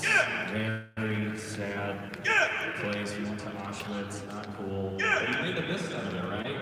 He was so cool. We went into the gift shop and he bought a bunch of postcards and sent them to his ex-girlfriend saying, "Wish you were here." So, what else is going on, DJ? Everything's good? You watching the news at all? Yeah, must be pretty happy with all the puppets in the White House. He voted for Trump, everybody. Yeah, but we're still friends. I feel like we're really leading a good example because we're so different. Like I am a socialist artist, and DJ is not real. But we have a lot in common. We both like music. We met at our favorite concert, the House, which was really cool. What else? We both liked comedy. Like, you know any good jokes? Me too. See, that's pretty cool. Knock, knock. All right, good enough. It's yeah. Oh, you already knew it was me? All right, fine. That's fine. Oh, do some impressions. You guys are so good at impressions. Do the ones you're doing at your mom's funeral. Do your little sister. It's pretty good. Oh, do your sassy older sister. Nice. You got like celebrity ones? All right, let's do them. Let's see if we can guess them. Oh, cool. Was that Sean Connery? All right, cool. That's awesome.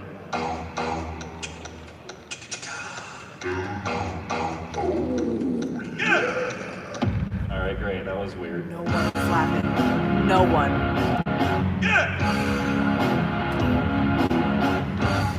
These are so stupid. You got any other ones? Weren't you like working on one with me? Do you think I like it? Oh, dude. Whatever, just do it, dude.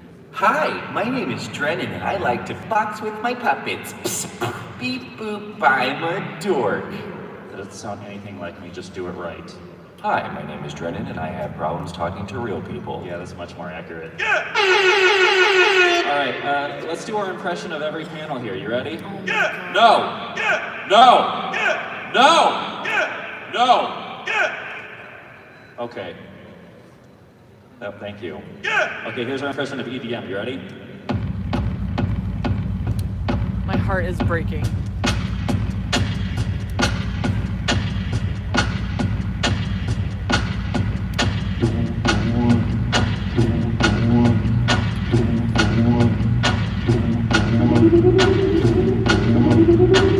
This is the precursor to Dennis Rodman, I believe.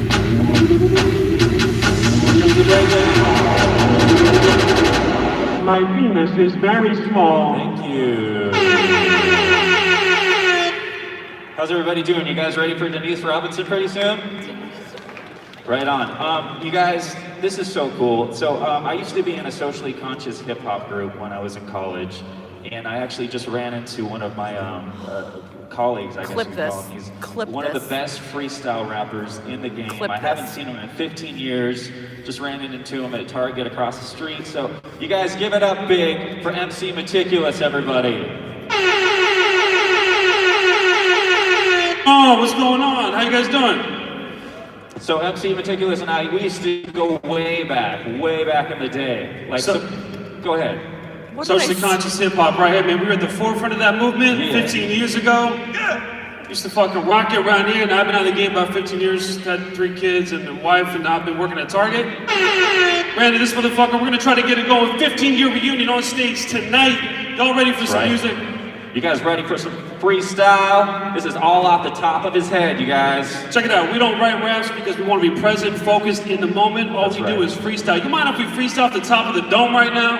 Yeah. No. When I say free, y'all say style. Free. Free. Kick it. All right, check it. Shit, good to be back. 15 motherfucking years. Here we go. Check it.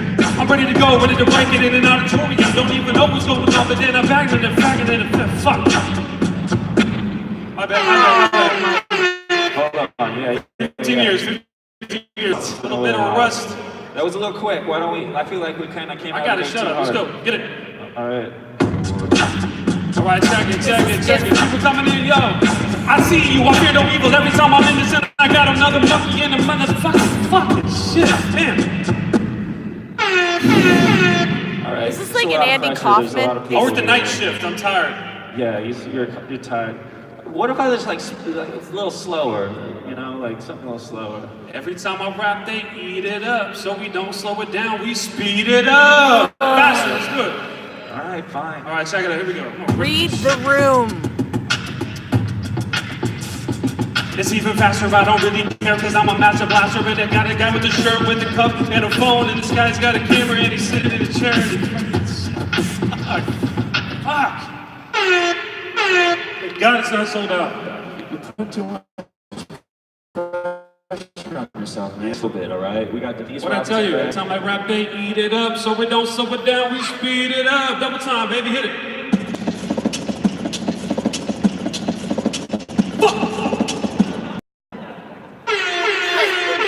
Bless you. That guy talking shit down here. I see you, man. Come on. Put that camera away. Talking shit to me up here. Yeah, what are you doing? Think you know how to freestyle? It's just hard, man. Yo, it's not funny, dude. Like he's right. one of the best. Since you always do this, freestylers. someone always tries to get into it. Let's see what you got. Yeah, let's see. You guys want to see this guy try to rap? Do you guys want to see this Get up video behind the rap? camera. Get up here, try to rap. I want to die so many times over. Smart mouth. You get up Right. here. Oh my God, watch him like kill it. See how easy it is. See how easy it is. Yeah. Speed it up. Let's go. All right. All right, I'll slow it down for this chump. Can I get a word from the audience? Get a word. Get a suggestion. Failure! What? Failure! That guy. How about Red? All right. Check it. See if you follow this right here. She said back, and that's okay. I got a volcano, and I know I'm going on from my brain, and I've got the thing in the front feet, the shit, the beat, but I don't stop in the back. All right, see what you got. Starting by Red. Yo, let me hear the flow spitting like a red, like the laser sight pointed from the rifle at your head, like the brim of your cap. I hear the red, watch that. AGA, bringing it back. I'm in the mood, talk about French red, that's rouge. I'm gonna bring it down like a Rubik's Cube. That's one side, yeah, you got 6 faces there. I can do it inside. All right, we gotta keep going. That was obviously written. Oh, thank you, Robert. That's not fair. That was pretty That's a good. freestyle. It was pretty All right, good. He's a thank plant. you guys very much. Next time I'm gonna do something good. All right. My mom's in the front row. Thanks. Oh Mom. shit. Is that it for us? That's it for us. Okay, Hey cool. Chris, nice to see All right. you. Do you want to do like a quick little thing? Yeah, we can do one more. Get All off right. the Hey, give it up stage. for MC Meticulous, you guys. 15 Fuck, years I of got- freestyle. We gotta plug in my phone. I got 2 words. 20% of battery Sure. left. But Sure. we are gonna That's our, literally that's wrap our it up. 2 words. Here we Let's get a word go. from the front. A word from anyone. Should I scream failure Wrapping it again? up right now. That's literally what we want. Wrapping it up. Okay, cool. Yeah, Wrapping wrap it it up. up. That's what we do to impress. I wrap it up like a present every day of Christmas. I'll be rapping with a bow. I'll be coming from below. I rap it real fast. Yeah, I never rap slow. I use a little scissor. I never make mistake. I keep the present rapping with a neat bit of tape. You can see through. I say it again. I rap up and I mix it with a slice of 3M. Oh, I be rapping, but rapping with a W. I know my literal style, it doesn't trouble you. We had it, we saw it right up there. Dinosaur with the cap, that be DJ, yeah. We should finish that, otherwise we're gonna get thrown off. Cheers, guys! Yes! Thank you, everybody. Stay tuned for Denise Robinson. Here's the thing. My battery is really low right now, and I don't trust. Fuck, that scared me. Jesus Christ on a cross. So we're gonna just be really creepy and sit. Let's have a big round of applause. Sit over here, so I can plug in. Okay? I'm sorry. I have to do this right now. Oh, that was the worst fucking thing. It was like they were. It was just bad. Like, why? Ladies and gentlemen, welcome to our stage. We have our tonight's moderator. You know him from MSNBC. Holy shit. Holy shit. Welcome to the stage, Teray. I don't know who Teray is, but okay. God damn. It was like, I get you were trying to be like ironic or whatever, but like, oh my God, you just, it was like, oh my God, it was just. Are you having a good political fun so far? I sure am. Yes. All right, well, you're about to see the highlight of your political experience. Give it up for the greatest rebounder of all time, the most fascinating man of all time, the Worm, Dennis Rodman. I promise you he's back there. His mic's on. Come on, Dennis.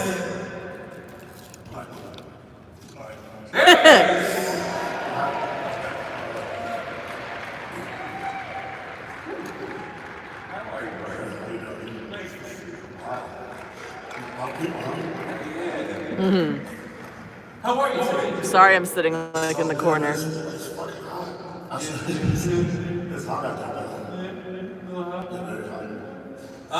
this is political, we usually talk about politics. We'll talk about your politics where you are. You endorsed Trump during the campaign. Where are you on Trump now? I've always told people that me and Trump we're friends.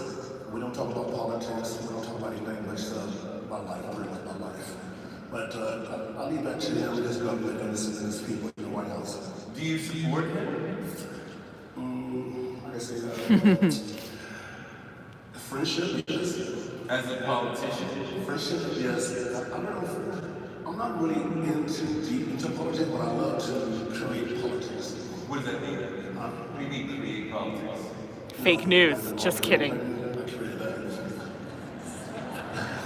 I created that.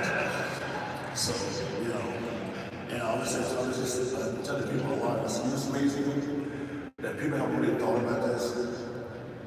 And I asked them the question, do we even care about North Korea? Dennis Rodman used to be on the Bulls. He's a very famous basketball player. Now he's like, yeah, Madison said it. The Archfiend made me. I love the Archfiend. Okay. So, are you still friends with Kim Jong-un? When's the last time? Well, I talked to his mom a couple of weeks ago. They still want me to come back over there, because the last trip I was over there in North Korea was a year ago, last May, and the people gave me such. He also married Carmen Electra. And I was just I was telling people for 7 years, for 7 years, I was telling people, he don't want to create a war. He just want to talk. That's it. Well, hell, you've been there several times. How many times have you been over there? 8 times. 8 times. You know Kim Jong-un, you've seen the country. We've never been there. What are we missing? What do we not understand about North Korea and Kim Jong-un? There's a sizable amount of people here. You're not seeing it because I'm sitting on the ground right now. Like a creep.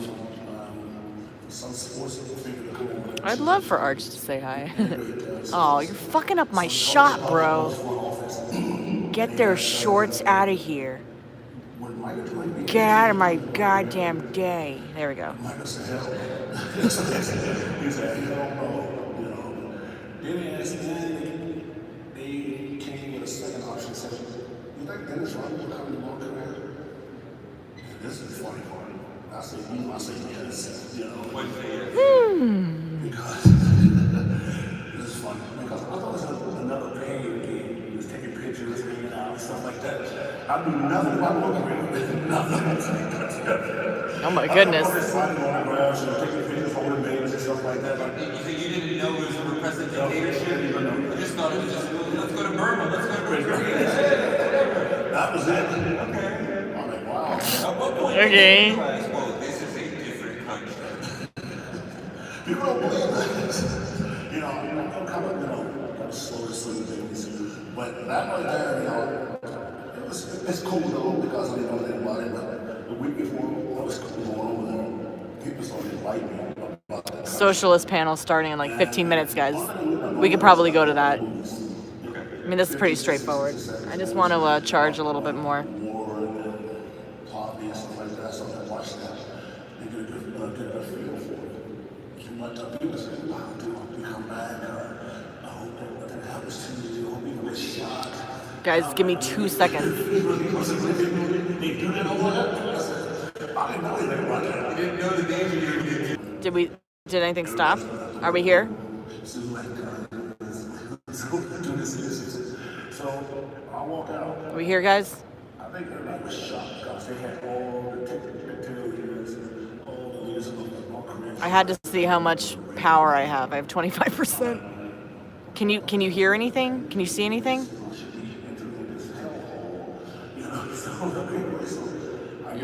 It's black. Fuck. Cocksucking motherfucker. God damn it. Alright.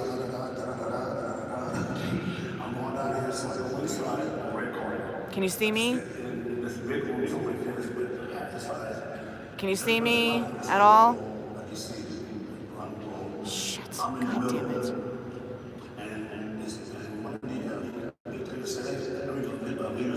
Can't see me?